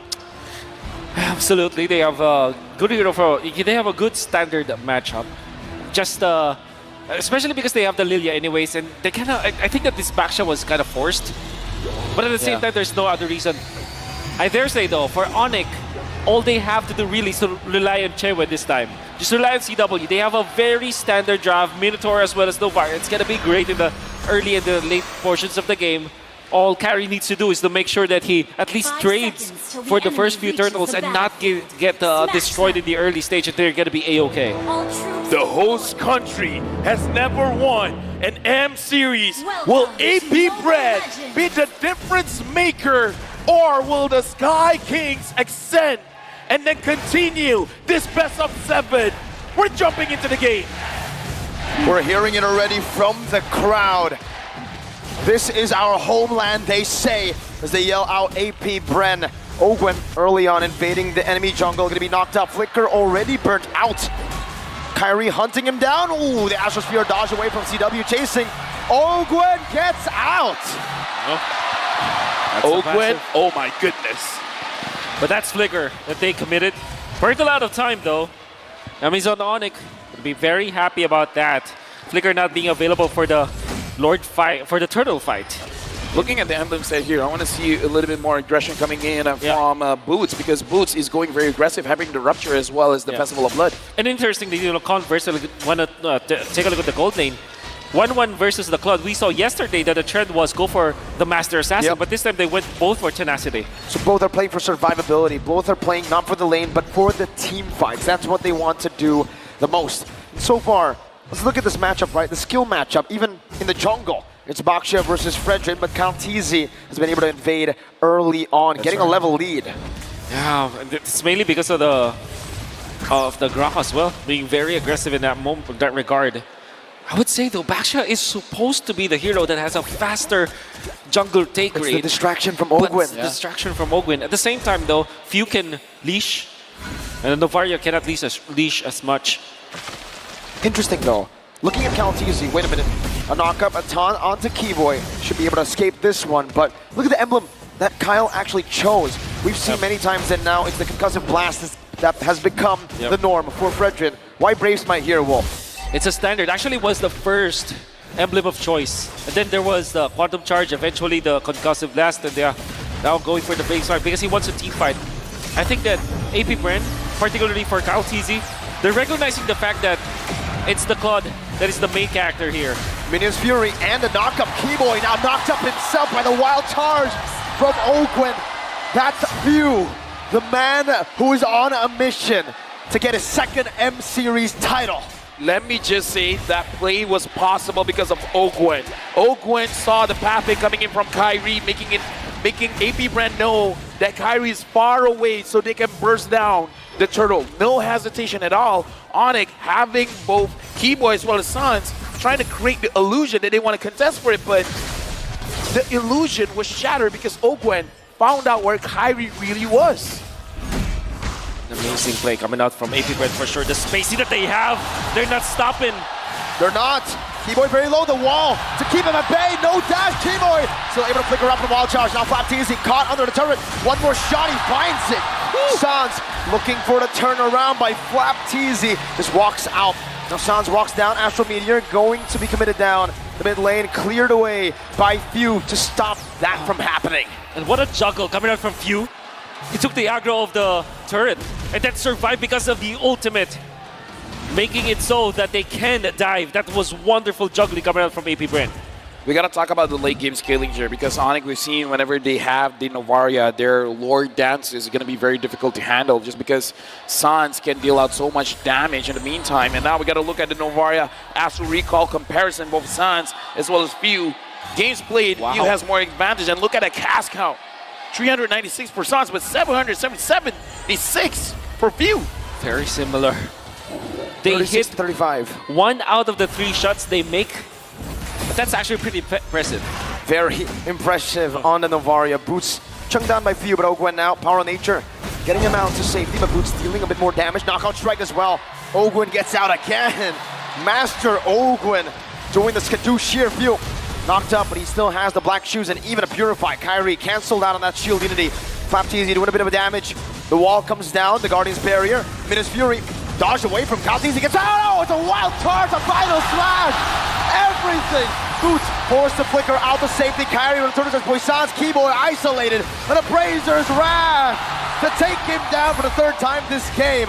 But Onyx find this time around a kill back onto the enemy roamer. This is a very good start here coming in from AP Brand. 1,000 goal lead. They are in prime position to keep controlling the map because at this point, I feel like it's hard for Onyx to even move forward. Exactly. Right after taking the turtle, they know that Kyrie doesn't have the retribution. Then Cal TZ steals it away. He actually gets 2 creeps, gets the Rakursa as well as the orange buff. That's gonna be massive. I mean, you will not feel it right now, but every time that Cal TZ takes away a jungle creep away from Kyrie, that's double the effect. Because not only do you get gold, you also take away gold from your opposing jungler. And now Boots, he's taking a long way around. Boots will be taken out.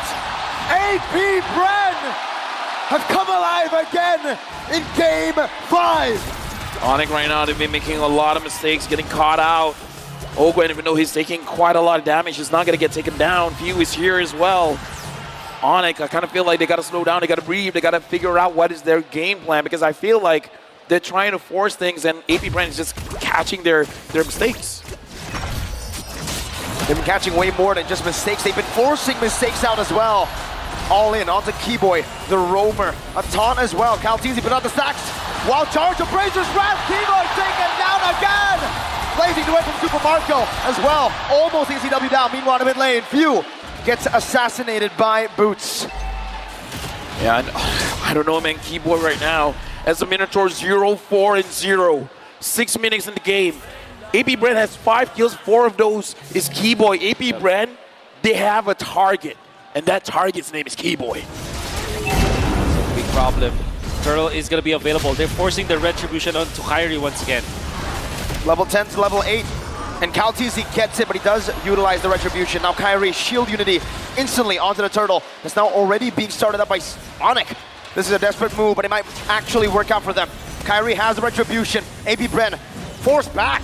That's retribution secured for the turtle right now, and Boots is able to pop in that black shoes, and Astral Sphere dodge away from by Few. Boots still chasing, but Few gets out.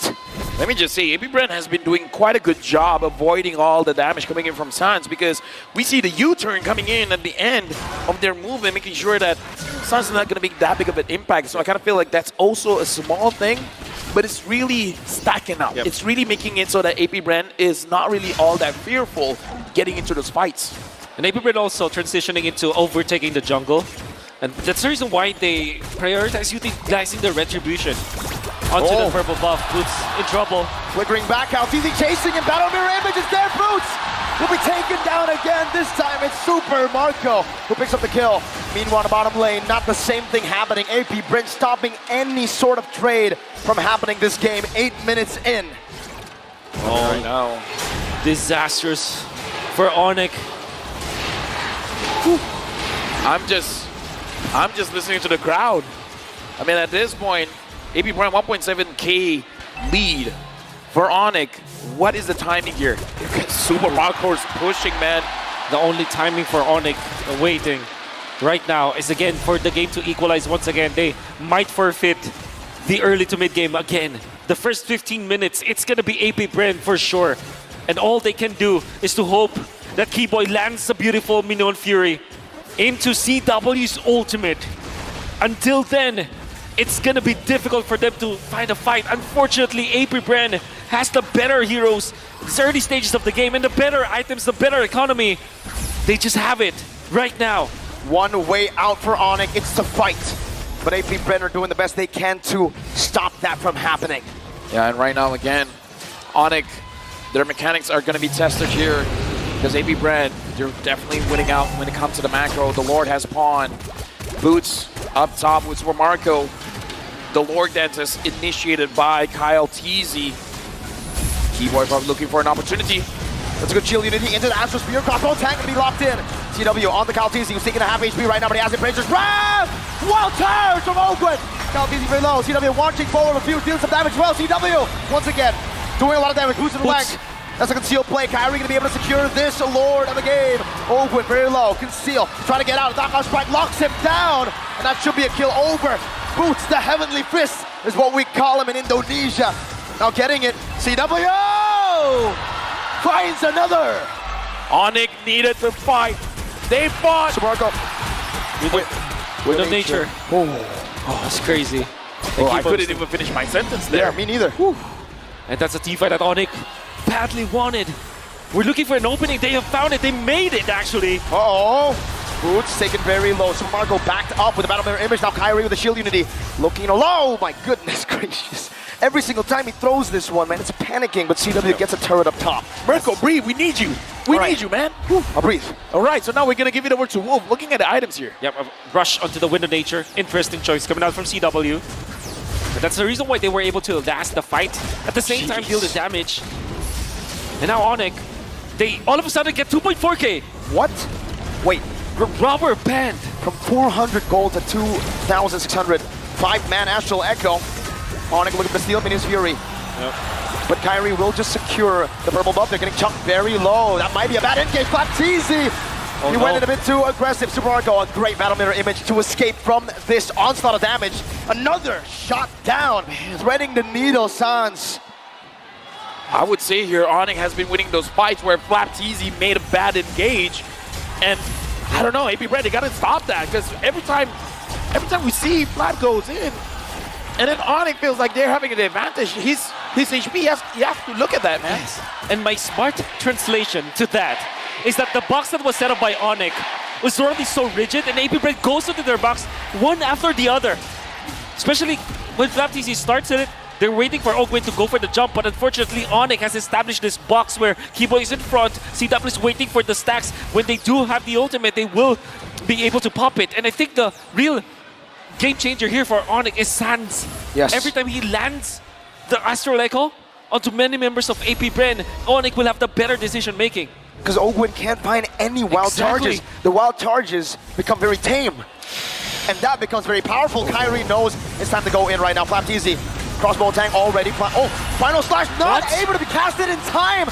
And he gets bursted down. And Oakwood cannot do anything. Didn't do anything. Because even if he uses the wild charge, it's just a waste of an ultimate. And what's going to happen is that Oakwood will also be taken to the grave. Let me just say, man, this is not a fun game to be a frontline. Because every single time you're just doing your job. You're just doing your thing, man. You just get punished too much. It's like, excuse me, sir. Let me play the game. This game turned out to be a battle of mechanics in the end because both teams have good heroes. And when I say good heroes, they have the 1-1 on the side of Onyx. They have the Cloud on the other side. Meaning to say, no matter what happens, there will be the late game insurance. and it's just 12 minutes of the game. Boots now, I gotta say, I don't think he's been shafted by the draft. He's Not been at getting all. a hero that can make a difference, man. And he's performing on it so far on this Bakito. 2 deaths, but with those 2 kills now, they're looking for a little initiation. Astral Four, Echo man. once again revealing forward. Boots flanking around, just making a miss. Kaltizi gonna be chunked down by the Astral Sphere. Kyrie still on the Lord. Flapteezy not able to enter this. Final slash only on the Keyboy. Minor Fury! Keyboy finds 3, that's another knockup. Super Marco still holding down the Fury by Mako! With a lazy duet, but CW with a crossbow of 10 into the Astral Sphere. Now CW chasing Few down, forcing another big punch from Boots. 4 for 1. He got that? Unbelievable. And it's Suns again landing the Astral Echo to 4 members of AP Bren. Then immediately what they did afterwards was to go to Kaltizi. The front-to-back damage coming out from Onyx cannot be contained anymore. Kaltizi steps into the box of Onyx once again, gets punished for it. Wait, they're going for the end. 1 base turret up top, 1 base turret in the mid lane getting dealt with. Super Marco gonna be chunked down. 1 second on Flapteezy. Can he do it? Coming down. CW focusing it. But Onyx will decide to disengage. It's a bit too risky with all the members coming back. They don't want to risk a 1 straight push. But they have another Lord. Yep, the Lord is here. Astral Echo connects onto everyone. Oh. Future Bumako taking a lot of damage. AB Bren still protecting their base. Onyx doesn't find a way to go in. Amazing defense from AP Bren. Onyx now looking for the bottom lane base turret, the final one. Flapteezy looking for a big play. Weakness points. Getting caught out. Flapteezy 2 more. That's a good final slash on the TW for nature. Wild charge, and that's the turn. 3-man Mini Fury into the blazing duet. Boots in the castle with the help of the Keyboy. That's an Astral Sphere. Dodge away from once again. Flapteezy very low. Boots in the midst of it all. Dealing some damage, getting some shields. Able to disengage, and the base turret, the Windians, take away the final base turret in the bottom lane. Only the base left standing, but AP Bren are fighting. The defense there from AP Bren was really good, but they did lose a lot. And the thing is, Onyx, all they need to do is to make sure that CW is cleared for takeoff. And AP Bren finally are able to stop them. Flicker is going off cooldown on Ogwen. And AP Bren punished, they get 1 turret. We gotta live to see another day, another Lord Dance for sure. It's gonna happen in less than a minute. Well, what we were talking about, how they were. Oh! Another big shot out to Ogwen. Kyrie unable to take him down. It's ticking, but Ogwen survives. Pops the power of nature. Oh my goodness, this game. Onyx, they're in a position where they push AP Bren. Now, looking at the base, half HP, basically. Right now, I'm looking at Boots as well. I'm thinking, Onyx has a lot of ways to play this. They can wait for the Lord. They can go for a fight. They can go for a split. Exactly, because they have the Paquito anyways. There's a lot of options here for Onyx. The pressure's on to AP Bren now. They got to figure out what Onyx wants to do and be 2 steps ahead. Well, look at the draft. Remember what Onyx did to AP Bren. Now Few is the one on the Lilia. Now they are the ones who have good wave clear. Could it possibly happen?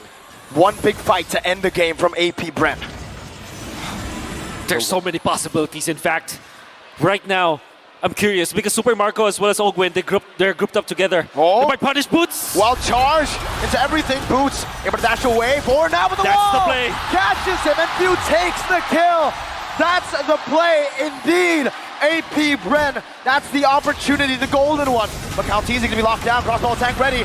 CW popping it now in the final second, able to translate it over to Ogwen and finding the kill. Few forces the black shoe, CW alone. When they should be popped in, Super Marco jumps in as well with CW is not able to guide away from him.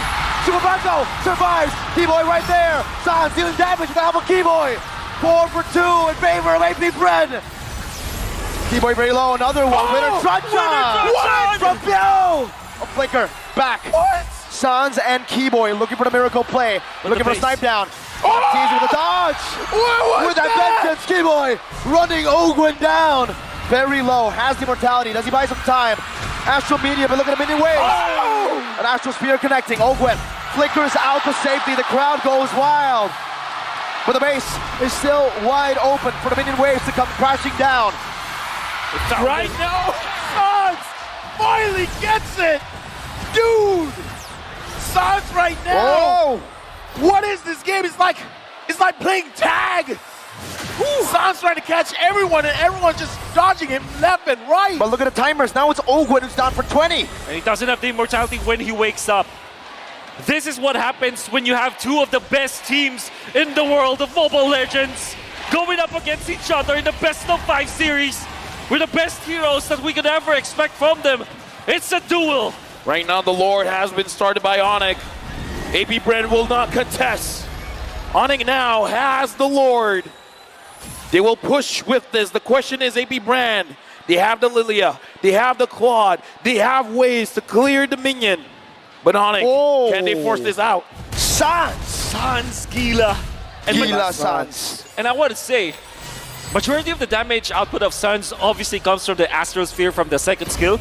But actually, his Astral Meteor usages were so much on point. The choke points. The choke points, he's utilizing it to... He's playing it like a Lilia. Exactly. He's making a lot of space for the team because he's blocking so many of the passageways of AP Bren, and the slows are actually super duper annoying to deal with. Look at the timing though. It's not an Evolve Lord. It's not. It's not. Right now, And they have the Lilia. the Lord marches in. The wall has been brought up. Astral Echo hitting a 4. Look at Boots. Very low, able to get the shield down. Now the base wide open. Finish Fury, not going to be casted just yet, but the Lord has been cleared out. Kyrie taking low, towards the Poisons. To run away, oh, they go and collapse out to Kyrie. It's the final slash as well.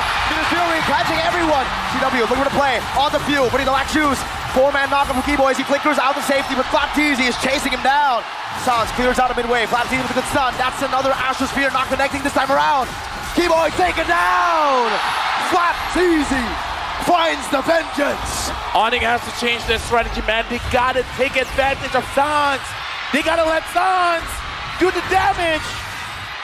And it looks like AP Brand was able to protect their base, but back to my point. 30 seconds. Oh, wait.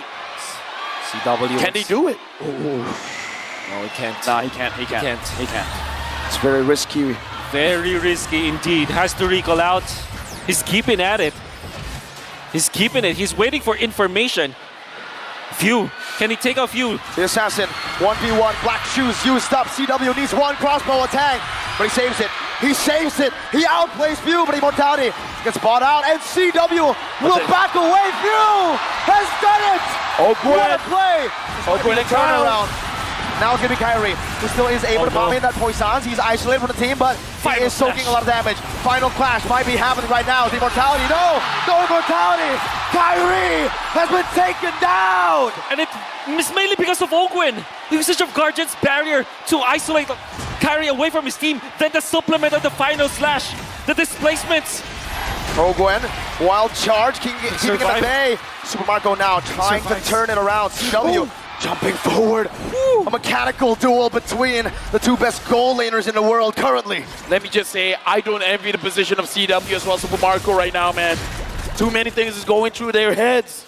A very intense fight. I mean, everybody's trying to outplay each other, forcing so many mistakes, and at the same time, like making the mistakes their own. Kyrie 12 seconds before respawning. He does have the shield unity, so he can get back. And the lanes are naturally in favor of Onyx. Final slash, CW is down! The final slash that might have just ended this game. Another wild charge. Super Marco finding the kill. Kyrie jumping on the Super Marco who buys the Immortality. An Astral Spear from Gila Sans. Super Marco, Battle Mirror Image, Boost still in the midst of it all. Trying to look for a big fight right now. Sans comes back in with the Astral Meteor. An Astral Echo. Another Immortality pop. Kyrie still going to fall. View finds another for the base. The minions. The drama. The drama. Oh my goodness! Oh my goodness! The Cannon event. The flappening. David Charles Gallo, that's his name. Saving this game with the final slash to take out CW, then saving them from the Winions. It's the Cannon event. This is the game. Sans has to carry the team, man. He has the damage. He just has to connect them. Altitude very low, but looks like AP Brand will secure this Lord. This is not looking good for Onyx. And the wave clear is not that good for Onyx. It's not like for AP Brand where there is the Lilia as well as the Claude. This is the 1-1 single target hero. This is Novaria. Although you have the Astro Meter, it will not be enough. AP Brand, because of Flap TC, the flappening. And here, you can hear them. End it! End it now! Well, Onyx gonna try their very best to deny that. Because again, this is match point for AP Brand. Once that crystal is down, we'll crown a new champion. The Lord is marching up top. Ogwen's delaying it. He's trying to sync up the minions. This is going to be very difficult for Onyx to defend. Even the base turret down below will be taken down by Super Marco. An Astrosphere in the mid lane. Can they clear it away? Is it still possible, Wolf? Again, for Onyx, I think anything is possible. They still have boots. Or maybe that's the wayfair that they're looking for. And Sans, a key hero, needs to survive for the entirety of this defense. The base is cracked. Onyx on full defense mode, under siege. The Golden Road at risk. AP Bren in their world tour. In the mid lane, cleared out. Super Marco gonna be chunked down. The Athena shield already popped away. CW is able to clear out the minion wave in the mid lane. Kyrie, the shield unity, backing away once again. That top lane now gonna be dealt with by Onyx. And we are back again to the waiting game. Rizal Memorial Coliseum! Are you not entertained? Listen to the crowd. This is an amazing match. 24 minutes in. AP Brand with a 6K goal lead, but at this point, the goal is only about switching your items. View, as well as Ogwen, finds all members of Onyx. And AP Brand, they're just moving around. They're just waiting for a point where Super Marco can just go in. Lilia, the super duper late game, the ultra late game is so good. A full NCW again. Oh my God, caught. A big mistake, a big blunder. AP Brennan found it once again. An Astral Spear, this time from Sans, an Astral Meteor in the bottom lane to try to clear things out. Super Marco knocked up, has the battle mirror image. 55 seconds on CW on Calvin Winata. Oh my goodness. Flap TC once again. Boots going in, trying to force out the Black Shoes. Minion wave in the mid lane, gonna be chucked down once again as Boots is able to dish out some damage in the bottom lane to clear the minion wave out. Both waves dealt with, but AP Brenner slowly sieging. Slapteezy. Oh, he's jumped into the base. Very low. Astral Meteor. Ogwen tanks it up. AP Bren, what a juggle! Super Marco there. Still gets out. And for some miracle, Onyx holds on to two of their turrets.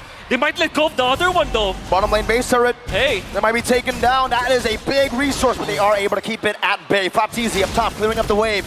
Onyx looking for another way to reset this, to stop AP Bren. Right now, 4 members are caught in Astral Echo. Boots is from the side.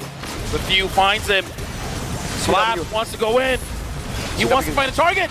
It's back up. Astral Spear. Keyboy in front of it all right now. Kyrie's gonna be chunked down. Super Marco boom! On strike. Finish Fury onto 4. CW is now here. The Lord, who gets it? It's gonna be an all-out fight. CW marches forward to shut down the redemption. For Calvin without a tie. Buys the retry. AP Bren scrambling. Sans! It's found Super Marco. Now CW is looking for an angle onto Ogwen. He's running away. Boots finds a kill. Now it's View, who's still going. CW! View! Mortality bot, Black Shoes. Dude, CW, man, as long as he survives, there's space for Onyx. Right now, they got the Lord. The minions have spawned. Onyx can push right now. But look at the positioning here, Sans, CW, they're in the face of AP Brand. Sans is preventing View from laying down the glooms so that there will be no defense. Sans with the place, the aggression, turning things around. We can hear now the chant coming in from Onyx. Ogwen. Sans looking for a shot. Kyrie jumping in CW. This might be the end for this game. Ogwen running away. Onyx have found a miracle! Onyx denying the 4-1. Onyx continuing this battle. Onyx has one more chance to push us. Has one more chance to become the world champions. After so many heroics coming out from Flap TC and the entirety of AP Bren, it was Keyboy who finds the Minoan Fury in the end. Kyrie buying the immortality out of nowhere. under duress from the Lord Dance, and then eventually Sans acting as if his base is the other end. What a game! We need a breather, man. Mirko needs a breather. We need towels. We need everything. For now, we're passing it over to our panelists.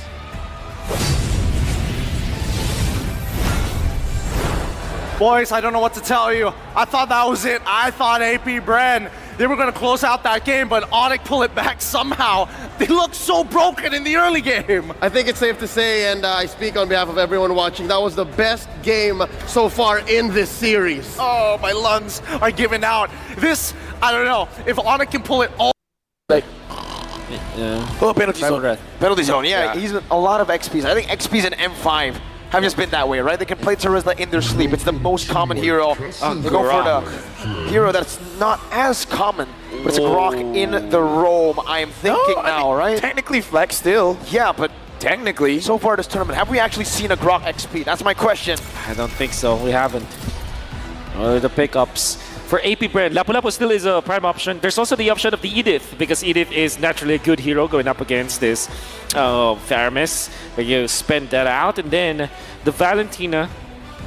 It's a valid choice as well for AP Bren, unless they want to go for Eve, which has been proven to be good against the Faramis. It is. Great against the Pyramis. I mean, there's a reason why the Gore was banned out, right? Exactly. But they could also just go for the safest choice. Yeah. Lilia is the safest choice. So now the clock is ticking down. A lot of good choices, and Lilia has been picked up, and Damas flap again. I mean, he's been winning on this Damas, man. No reason not to pick it up. This might be the game-winning draft coming in from maybe Ren. The series-winning draft. Board wins all. That's why it's banned. That's why it's banned. That's why it's banned. Naisu. With the Dyroth being banned out, what else is left for Onyx, for Boots to use going up against this Thams? There's still this Edith. It's just technically not a very bad hero, but at the same time, it provides you with the front line that you need. And then you can run down the enemies with it. Or maybe they might even consider Uranus, actually. Oh. For that, they have the split push.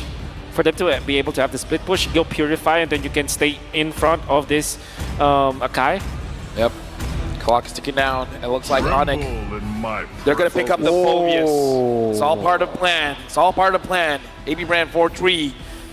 I mean, we talked about the Phobius the moment we saw the 1-1. That's right. Yeah. And then on top of it, the Arlet comes around, and then you think, okay, Phobius, if it's not picked, it's going to be banned. That's what you said in the first phase. It wasn't picked or banned, so it was picked up. We have Mr. Bomba again. Oh, there you go. And Mr. Basic as well. Mr. Basic and Mr. Bomba, the two Bs. Two Bs. We just need Beloyski to complete the BBB. All right, going into this game, will the Phobius, will it be a difference maker, or will Boots won't be able to do much with him? Difference maker when it comes to the team fights, 100%. My problem is, how does it fare against the Thams in the XP lane? I would assume that it's not that good.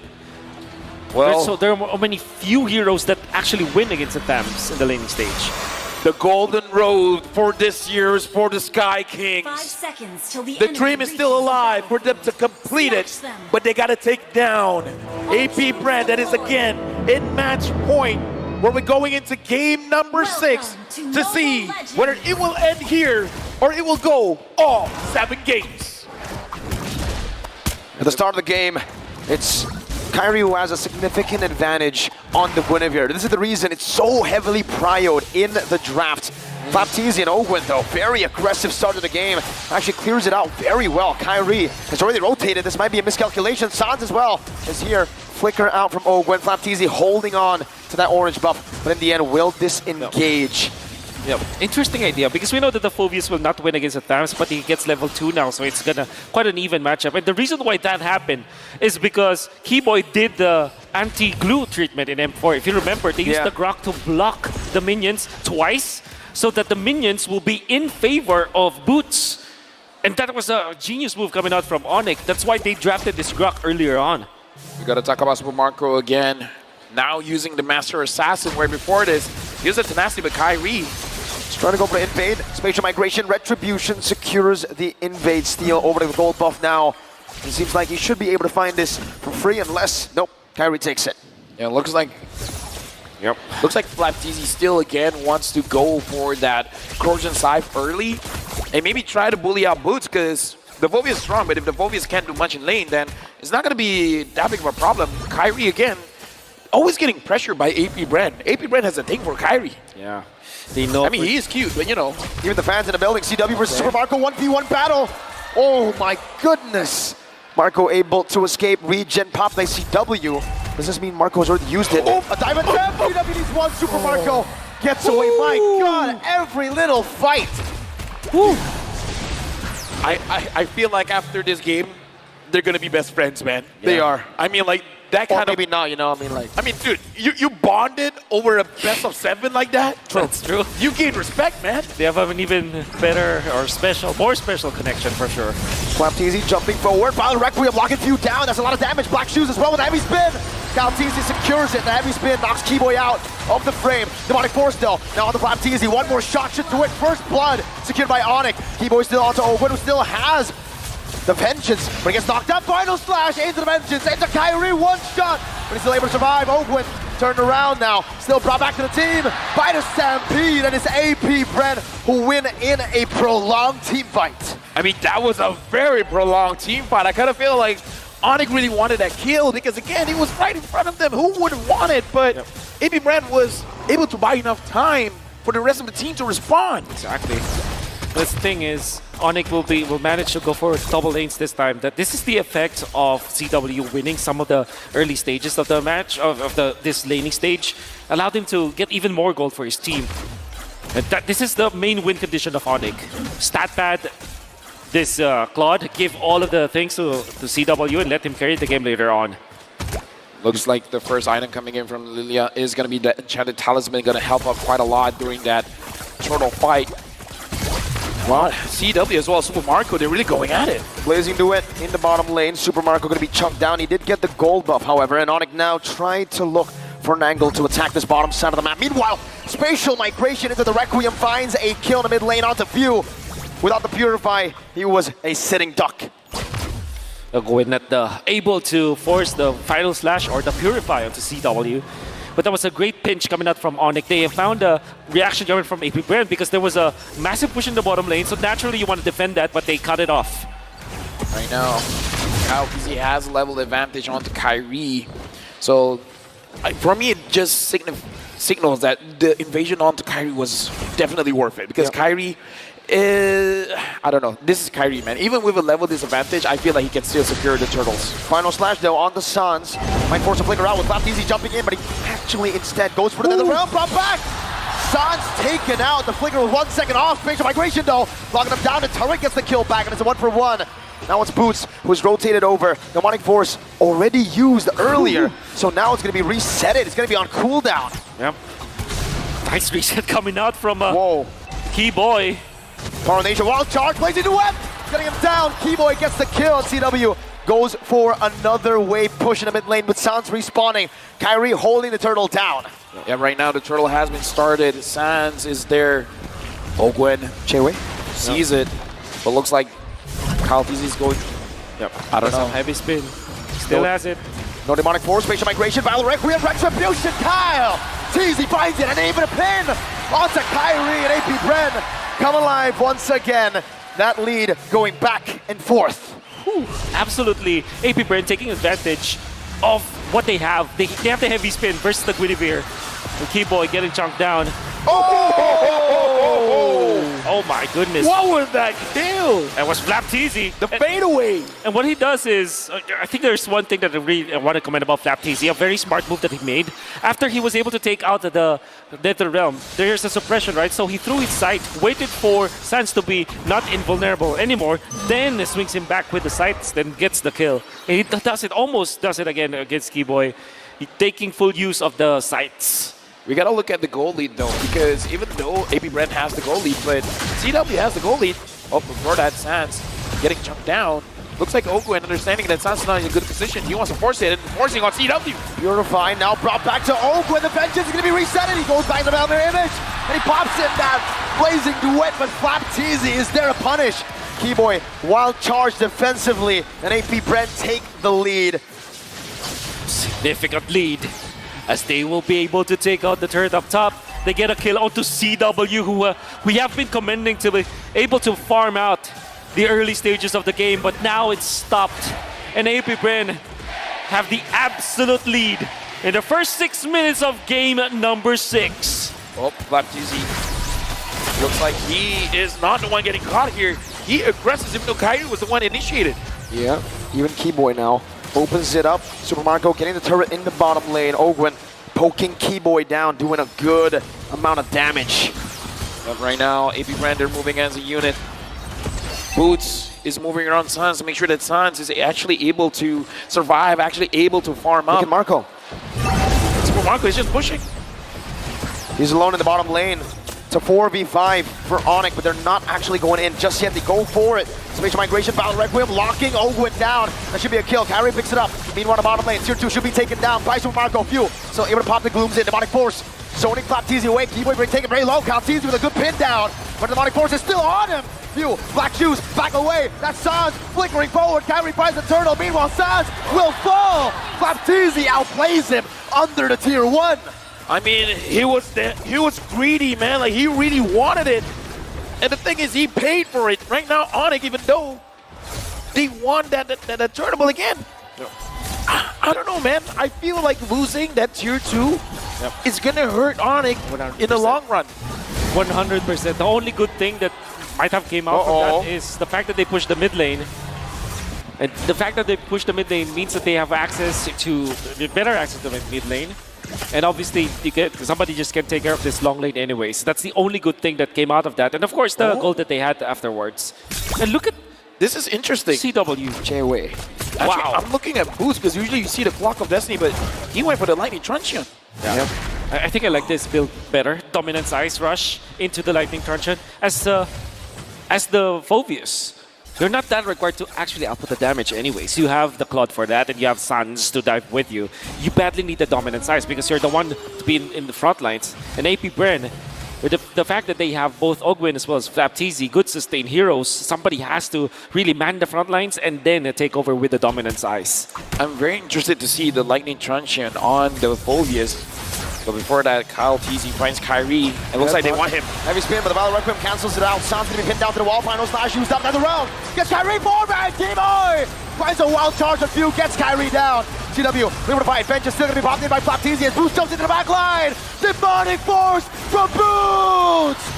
Crossbow tang though for Super Marco. Sans, Ghostbusters in. Super Marco is down. Ogwen jumping in. Another one from Boots! ByteDance, one last member standing, and Ghostbusters to shut him down.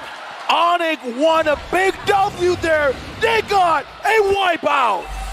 An alpha of AP Bren finding a good jump onto Onyx, almost taking out Kyrie. Sans' ultimate was just pixel perfect. Oh, Sans, they're blitzing it here. They're blitzing it, Kyrie's already here. Kyle's bot, they are giving it away. They're giving it up. Onyx have taken the first lord of the game. Look at the live coming in from Indonesia. They're excited, man. Right now, Onyx having the lead here. But again, AP Bren, they have showed time and time again, they can fish out that mistake coming in from Onyx, and we've seen quite a few times. But Boots, let's talk about Boots. 2-0-5 here, Wolf. Yes. Was the last one to get into the fight around the Lord area. But his timing was perfect because now he is able to force out Super Marco. And big shout outs to Keyboy with the flicker play, or the wall charge play, in fact, in the previous fight. That is what allowed Onyx to win that fight afterwards. Right now, looking at the items as well, even though the big goal difference coming in from the Claude as well as the 1-1, but I feel like Super Marco can still dish out the damage. For Sans here, he's zoning everyone out. He's just like, I'm a Faramis, choo-choo, I'm gonna hit you. Choo-choo. Is that Okay. what Faramis... Yeah. Is the noise, the sound? Okay. Choo-choo. I believe you. I play Faramis a lot, man. I believe you. Faramis, the train engine. Doesn't have the right ring, but you know what? We'll work on it. The most important item for Boots gets the Winter Truncheon. Able to tank damage coming out of Super Marco. Definitely going to be able to dive that. And now that's a massive problem. Spatial Migration onto Flap. Final slash, bringing Kyrie back, but ByteDance is still going to be isolated. Kyrie taken down. Another round late, but the wild charge still connects. Demonic Force in the midst of it all. ByteDance now with a heavy spin. That's still ByteDance falling down. Boots in the midst of it all again. Now with a Winter Truncheon, he buys it in time. Another Demonic Force onto the Marco. Boots finds it. CW. Marches forward. Bites and triple kill. Oh, Wait, Keyboy. Keyboy, the one to tag that, but I think that this is sacrifice to take the Lord, and nice touch from CW again. Boots falls as well, the sacrifice necessary. Sans and CW bringing it back. The damage coming through. CW with nature. Oakwood, vengeance. CW guns him down. It's a wipeout. But Flap has respawned. Onyx need to back away. Okay, what's going on? CW looks angry, man. He doesn't want to back down. He's using a claw, but it feels like he's the Thamus. He wants to sit in front. He wants to deal the damage. Wow. CW, he wants to take his family to Japan, and I think that he's doing everything that he can to do it. I cannot, it is indescribable the way that he held his ground and knew exactly who can kill him. And the fact that Boots already took out Super Marco with that wonderful Winter Truncheon play, that allowed CW to be unafraid of fighting under the base of AB Bren. Well, konnichiwa minasan. Onyx right now having a 5.6k goal lead. And CW again, 8-1-5. Very, very impressive here. It does look like Onyx did. Now they have the mentality is that they want to get everything from AB Bren in terms of their skills. All of their survivability once is gone, CW is just going to go in and he's going to clean job. Now AB Bren, they're in a position where CW is a problem, but you can't ignore Boots and you can't ignore Sans. Kyrie has not been having a great game, but dude, everyone else around him is moving forward. Exactly. Even Keyboy with the one-charge usages, the way that he's tanking for his team. And then there's Boots, the proper timing all the time. No contest, they're waiting for 13-10. Yep, there you go. It's not going to spawn this wave. They'll have a bit more time to prep for it. 1340. Yep. Whew. So now prepping the lane, CW has to be careful because I feel like AB Bren, that's the goal. It's like, yo, but I feel like Flap did it. Oakwood, you got to do it, man. Flap did it. He did. You can catch him. You got to find a slash. He's going to be the one that's like, you know, everything's on his shoulders now. Those gold meteor available for the 1-1. Whoa, whoa, whoa, whoa, whoa. Final Okay. slash. Oh, my God. Okay, Oakwood. I know what I said, but not like that. Not like that. Not like that. NLT. Not like that. All right, now the Lord is marching down mid. Kyrie's down bot. The top lane is coming in a little bit slower, but the mid as well as the bottom, they're going to crash together. In sync. Mid lane held down by the barrier. There you go, the three-way push that they built up. Top lane going to be taken down by CW right now, but Baptiste has dealt so much damage. But Nature going to be popping in right now as another round gets used up. CW has the back away. Baptiste has used the vengeance while charged. No initiation from Onyx. They'll be happy with a base turret. CW is too low for them to go for anything else. Great play coming out from Flap, forcing the vengeance and finding CW, even forcing the Wind of Nature. That's going to be a massive resource that Onyx will not have, but they have to defend for more. Well, CW is top, but we got to think about Sans. He doesn't have the Net Realm anymore. Can't Onyx even force it? Oh, Oakwood, that's a big mistake. Plays in the web from CW right now. The pullback from the Stampede. The demonic force to execute them in the back. Now it's going to be View dealing some damage, but that's a double kill. Super Marco punch across both tag. Out there. That's Keyboy with a wild charge to take us to Game 7. There is absolutely no way we can end the M5 World Championship without going all 7 games. Onyx and AB Bren. This isn't a best of 7. Now it's just a best of 1. And I wish this will go Game 9, Game 11. I wish to see these teams fight against each other time and time again because every single play is just amazing. It's smart, it's amazing, it's mechanically skilled. I'm so entertained. I'm going to pass it to the panelists, and let me just say, the question is, I don't think Busk is getting shafted anymore.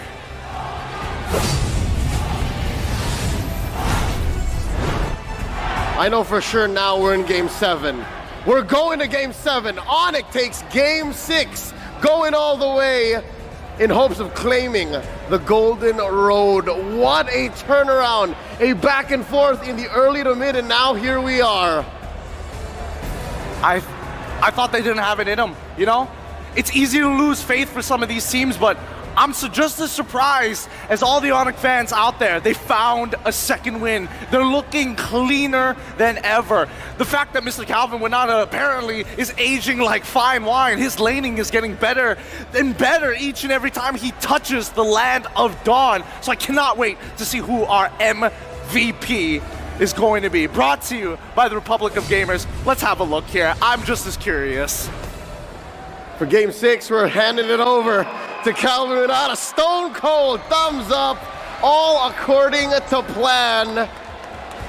Amazing. He's able to duel, he's able to own lanes, he's able to threaten after Boots, after Sans, after even Keyboy engages. And that's after a game wherein Kyrie was clearly struggling. I cannot believe it, you know? From where he came from, and more importantly, the fact that this is not exactly the easiest lane in the first phase. If you ran, pick up the Fredrin. The Theramis is the typical answer for Onyx this time. Maybe they pick up the Claude with that. Or maybe they take up the Bruno. Bruno Theramis or Claude Theramis. No reason not to pick it up if you're Onyx. Yeah, especially considering they might be up against either a Claude or a Brody. Two heroes that up against the NetherRealm will struggle. Onyx can definitely go for the Theramis here with, I mean, just take a look at the bans, right? Just throughout this series, the progress that we've seen. AP Brent started out with just Bio heroes. Kadena. It's a Kadena for Sans. It's an Indonesian hero. Keyboy. Oh, you're right. That We're flex talking about potential. Onyx. We're talking about Onyx. Oh my goodness. Do you still want to go Lilia for AP Brand, or do you want to pick up the... I mean, the Bruno is good. Theramis plus Fredrin though, that's a valid option here for AP Brand because it's a classic combo. Decent versus the Kadira. Oh. There it is. Maybe they close it out with the Arlet. Here's the thing, man. I kind of feel like that Kadena pick was forcing that Theramis pick because it's a good answer, right? Kadena goes in, wants to burst. What does the Theramis do? Cancels out that burst. So this Kadena feels like a bait, man. Yep. Something about this doesn't seem right. The art of Brody, miracle. a very early Brody here from AP Brand. I mean, it did work before. It's instantly answered by a Terizla. Onyx are going in for their signature picks. Or the picks that work. I'm looking at the draft here, and I kind of feel like Onyx, they want to have a very solid front line. I feel like they want to go in. I feel like they want to pick up the pressure. They want to pick up the tempo, not letting AP Brand time to think. Because AP Brand is a very disciplined team. That's right. And if you break up their systematic, and if you, I would say if you break their formation, maybe at a game 7, in a best of 5 you can't do it. In a best of 3 you can't do it. In a best of 5, sorry, in a best of 7, that's where you see the cracks. Yeah. You're right. Because you've seen so much games, you've seen so much, you've battled against him so much, and you even mentioned like CW versus Super Marco, they might have developed their own relationship in that gold chain because of how many times they have poked each other out. It's a very likely option here. AP Brand, gonna be looking for some bans on the marksman for sure. Like the Claude still is a good ban for AP Brand because you don't want to give that out, and also maybe the Bruno. There's no time to chit-chat. They banned the Gord anyways. They're seeing this pick as suspicious as well. Yeah. This might be it. But if it ban out too many mid laners, maybe Sans just like, yeah, no, I can't use the Kadena, no worries. That's the beauty of using the flex pick here in Game 7, right? Meanwhile, for AP Brand, they've gone for solid picks in their own roles. For the Brody, the Theramis, and the Fredrin. Yeah. I would say the Fredrin can be flexed, but for AP Brand particularly, we've never seen it at M5. Yeah. We've seen it multiple times into the mid lane even in ISF. Yes. How about the Dairoth here for Onyx as a ban? Because we know for sure that the Dairoth is great versus the Baksha. Gotta be picked up, and obviously the Novaria from a few. Yeah, we got to look at both players' most used hero, 71% win rate for the Valentina for Sans, 77% win rate. Novaria for few. Again, very impressive heroes where we saw doing quite well in this game so far. The stats is on the screen here, and looking at Onyx betting out the Grok as well. Yep. My inference here is that it is a hero that can be used against the Kadena in a way that you spot out where the Kadena is. It's a bush checker. I don't know if that's a proper word, but yeah. It is now. You sit it on the world stage at what? Okay. 4 million people watching? That's right. If we can go up to 6, that would be amazing. But the final ban here, coming in from AP Brand, we will see If Brent wins, I'll propose to my girlfriend. W-Mans. W-Mans. Wait. Do it now. Do it now. Yeah, do it now. Do it now. Why are you waiting? Projection, right? Yes. You gotta imagine it. You gotta Either way, do it now, man. Do it now. But Lilia getting banned out as well. They're really not taking the bait here. They do feel like this might be a key boy, Kadita. Now that they see this Brody, do they pick up the Bruno or do they still want the Claude? Claude is going to be a solid option for Onyx, but if they don't pick up their gold layer now, I think they might be eyeing for something like a Harith. Yeah. I was about to say that too. It's a good hero. Maybe they pick it last. So now it means that they might pick up... Happy anniversary, by the way. Yep. Happy anniversary. They might pick up something like Edith here. Oh! It's the Faramis, of course. 1% ban pick rate, 100% win rate. That's right. And it's against a Faramis, against a Brody, two heroes that struggle against a Yves. That's right. This is what happens in a long series, man. You wait to hold on to your ace. Exactly. You exhaust everything and then... Bad Mirko? I'm sorry. Nani? I said 4-0 something, remember? You're not fair. You're not fair. Oh, fair. You're fair. You're true. Oof. Okay, now you're going to be looking for maybe a Roamer, maybe a Rupee actually for AP Brand because it can check the waves.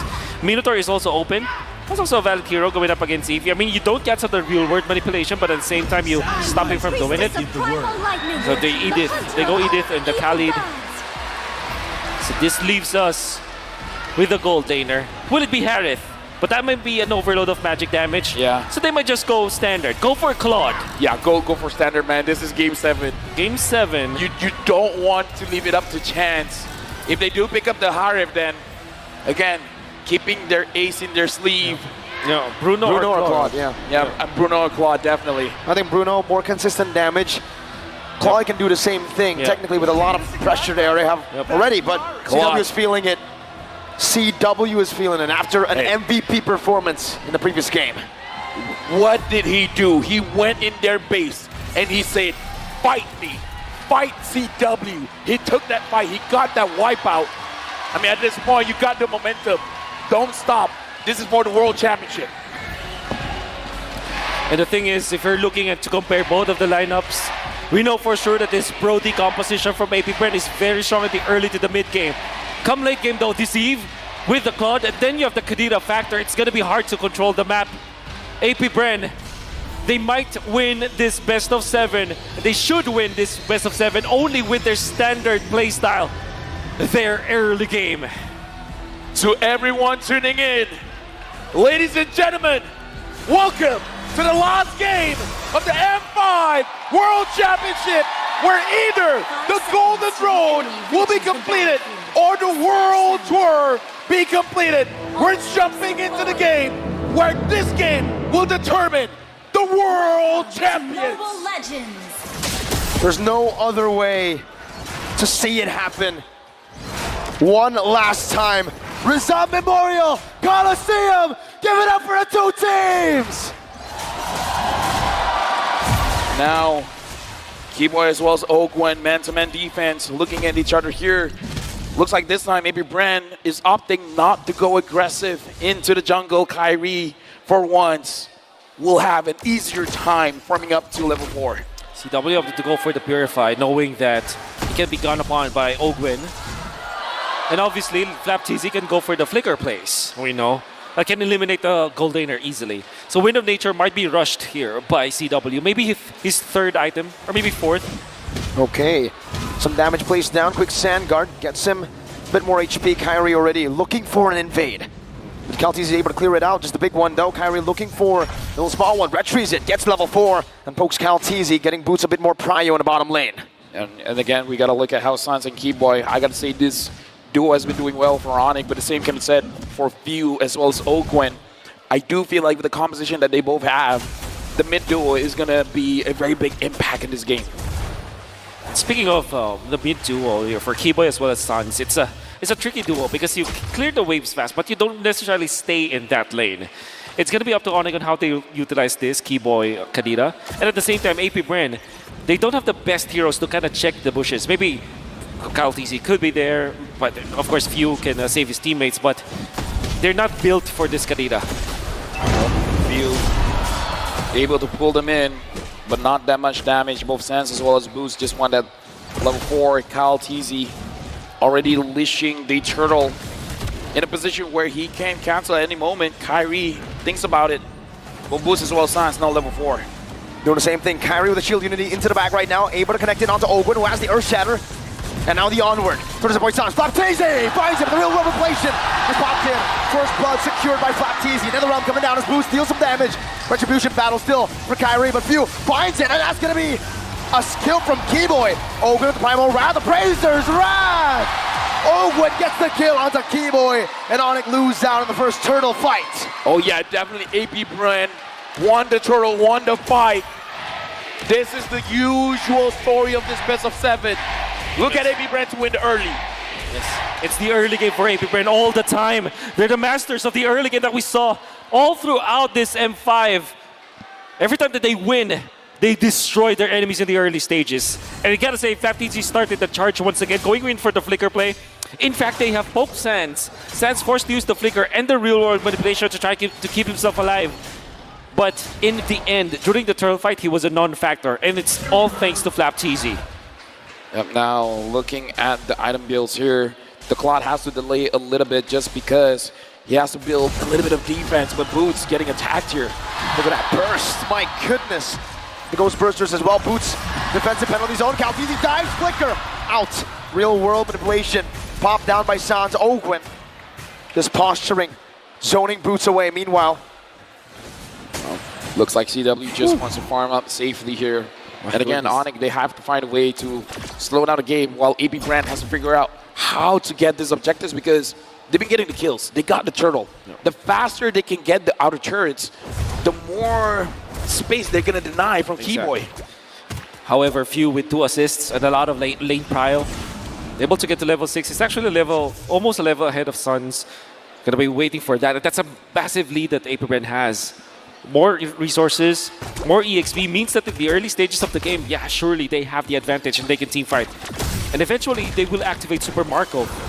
Fortunately for Onyx, the turtle is onto the bottom lane where Super Marco is not at. It means that they might not suffer from the Brody, but at all the same, Onyx, they don't have the best tools to go up against AP Brand anyways. Yep, and now we're looking at a turtle. Kyle TZ initiated. Kyrie finds Flap. The Flap just wants to wait a little bit of time. He sees Suns. puts him down. There's a good amount of damage. Calteezy as well there. Both junglers at level 7. Flap on the turtle. No quick sand guard this time round. Kyrie picks up the gold buff. Meanwhile, up top, there's also a little bit of a gank. Ogwen gonna be caught.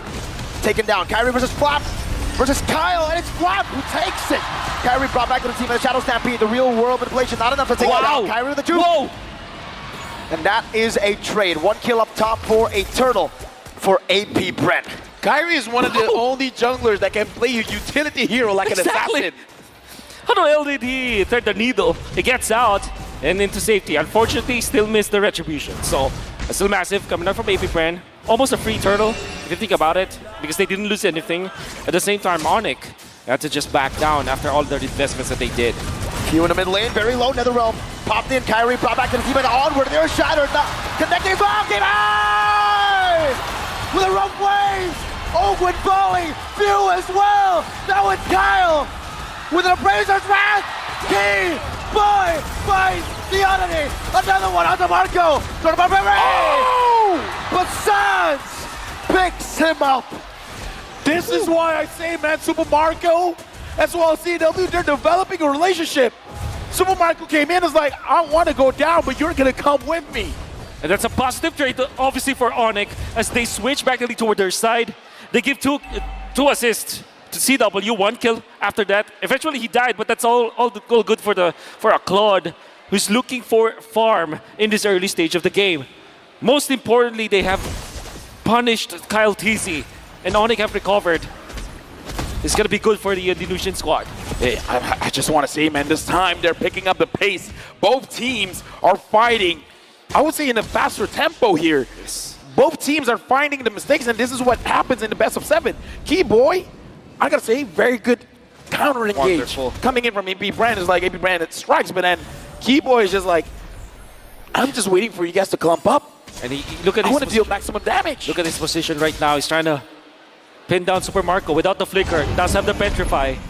Super Marco not feeling so confident, walking towards that bush, and that's a smart decision on his part. I mean, at this point, he doesn't want to get wet, man. Like, he smells something, and he's like, I'm smelling a fish. Kyrie smelling an engage. FlapTZ jumps forward to petrify. He knocks FlapTZ out, but he's still able to get out in time. The quick sand card buys him a little bit more time. CW able to bat away with a battle mirror image, but he did just bait out a raging sandstorm and a quick sand guard. That's good enough because Miss Sans can pop the ultimate this time. No petrify this time though for Keyboy. CW no blazing duet. FlapTZ jumping forward on the Sans. Doing a bit more damage. CW trying to turn it around. Earthshatter. Ogwen compromised. Oh, look at the turtle. Out turtle. CalTZ finds it. A beautiful retribution. A beautiful macro play by AP Brett. Looks like Onyx, they just want to get some kills. They don't really want to contest with the turtle because we saw that they are basically avoiding the turtle. They just want to go in.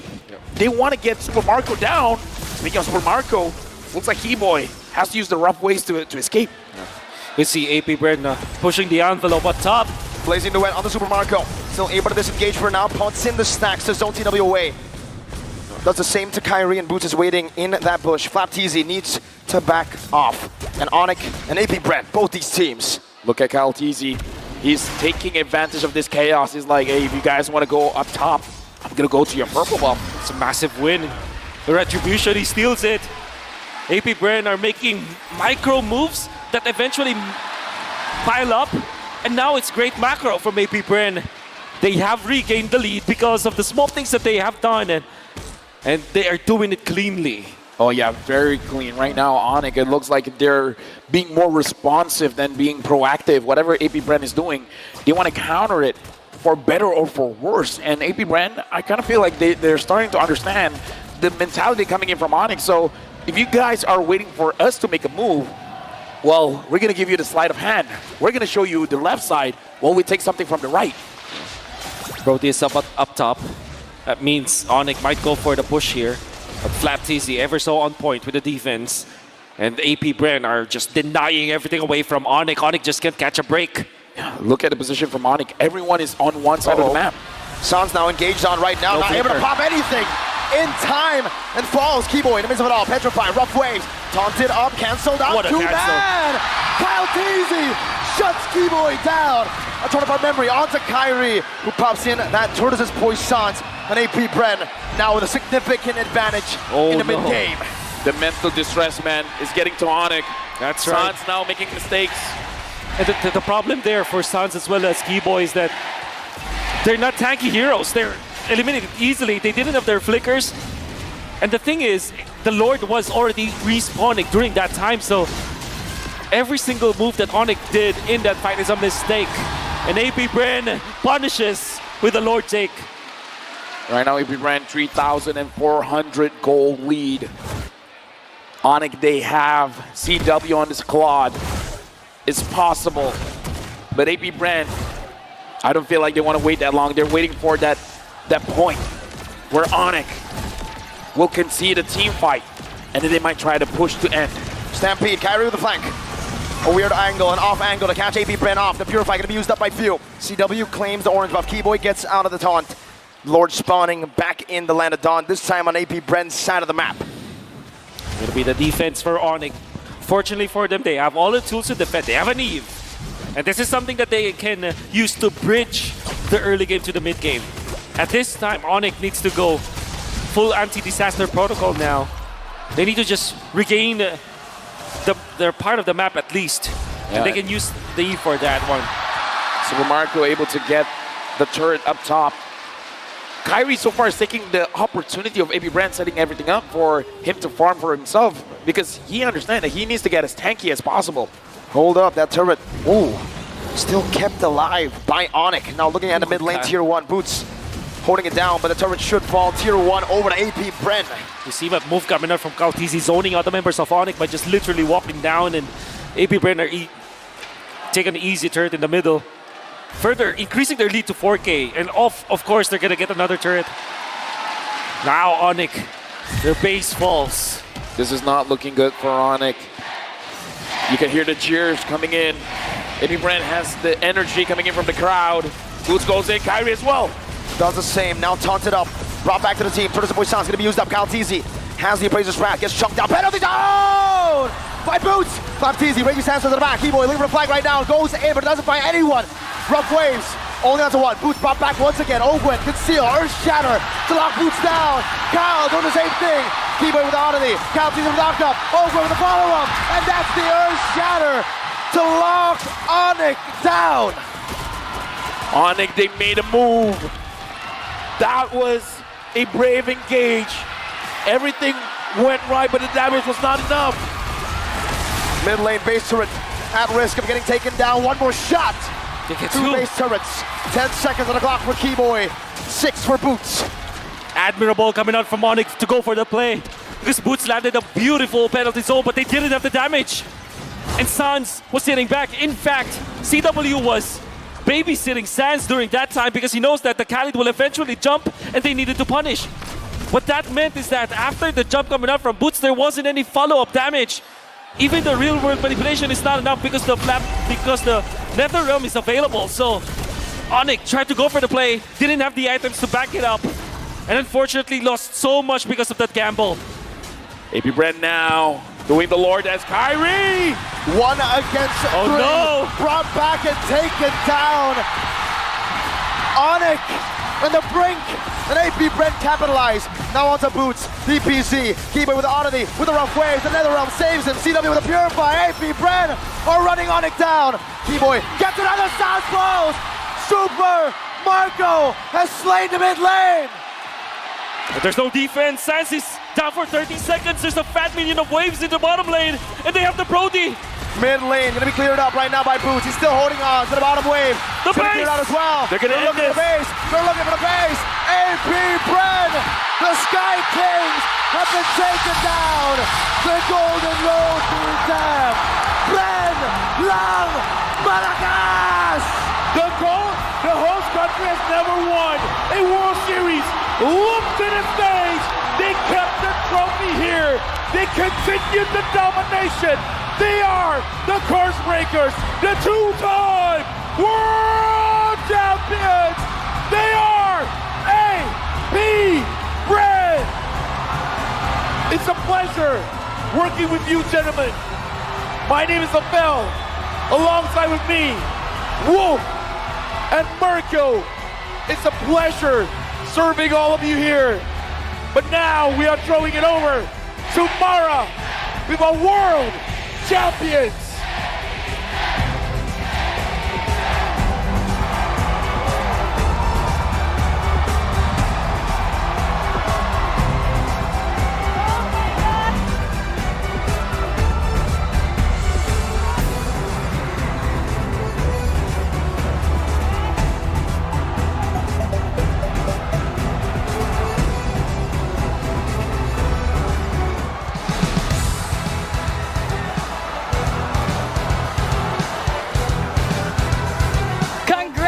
Congratulations to AP Brand. What a recovery! And now we'd like to call Onyx. Please come forward. We'd like to call on our first runner-up, Onyx. Onyx, thank you for showing us greatness in your M5 journey. You may now take your final bow.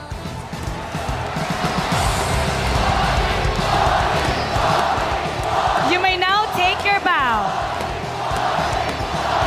We admire the grit, the determination, and we hope to see you guys stronger next year.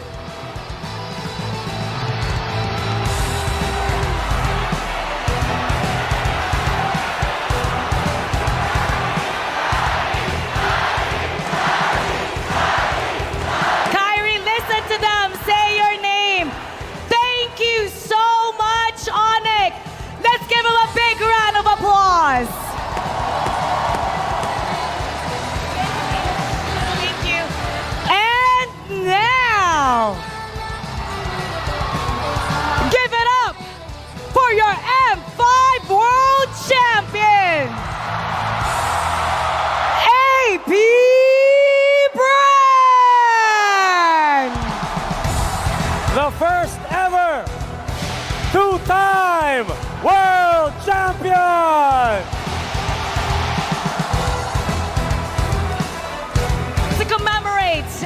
appreciate this moment, we'd like to welcome Mr. Lucas Mao, Managing Director of Moonton Esports, and Ms. Sophie Guo, Regional Esports Head of Moonton Games, to award the champions medals and check.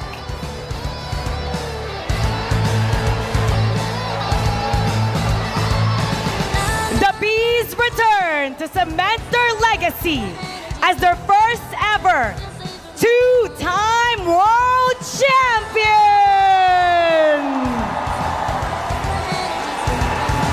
Team Manager Addy.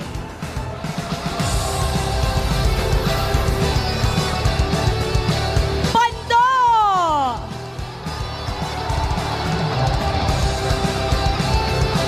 Super Marco.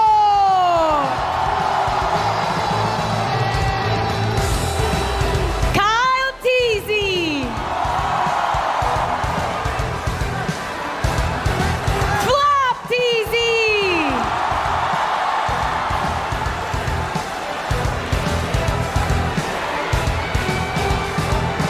Owen!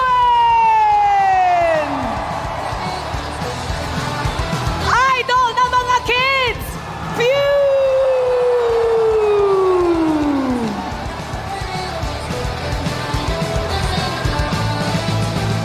And of course, all the people behind the scenes. Coach Ren! And the legendary Coach Ducky! All the people behind the scenes, managers, staff, and everyone who made this win possible. You are now two-time world champions!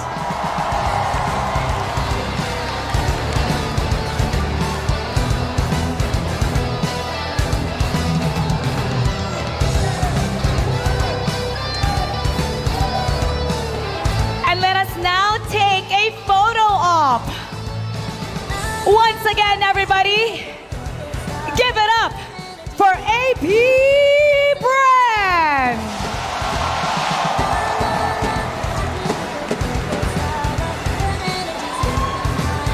Thank you, Mr. Lucas Mao, and thank you, Ms. Sophie Go.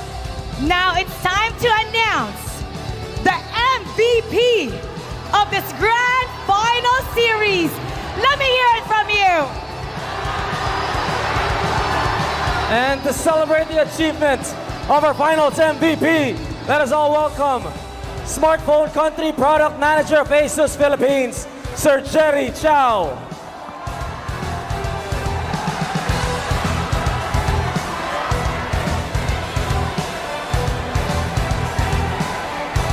Incredible best of 7 journey. And now it's time to announce the M5 World Championship Finals MVP. Congratulations to Flap Teasy!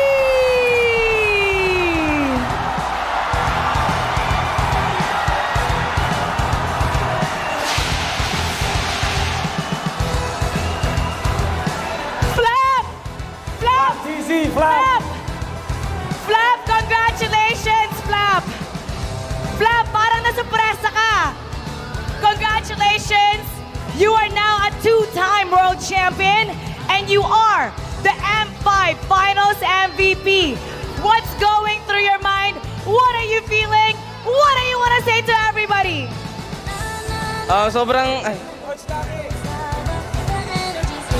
Sobrang nakaka-shock po kasi di naman ako yung nagpanalo eh.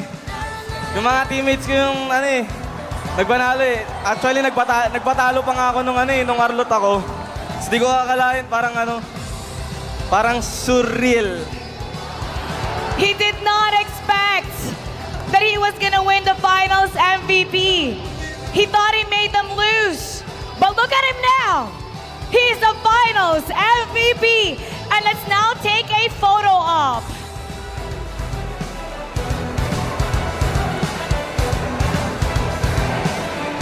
Photo op. We'll have a photo op. With the finals MVP.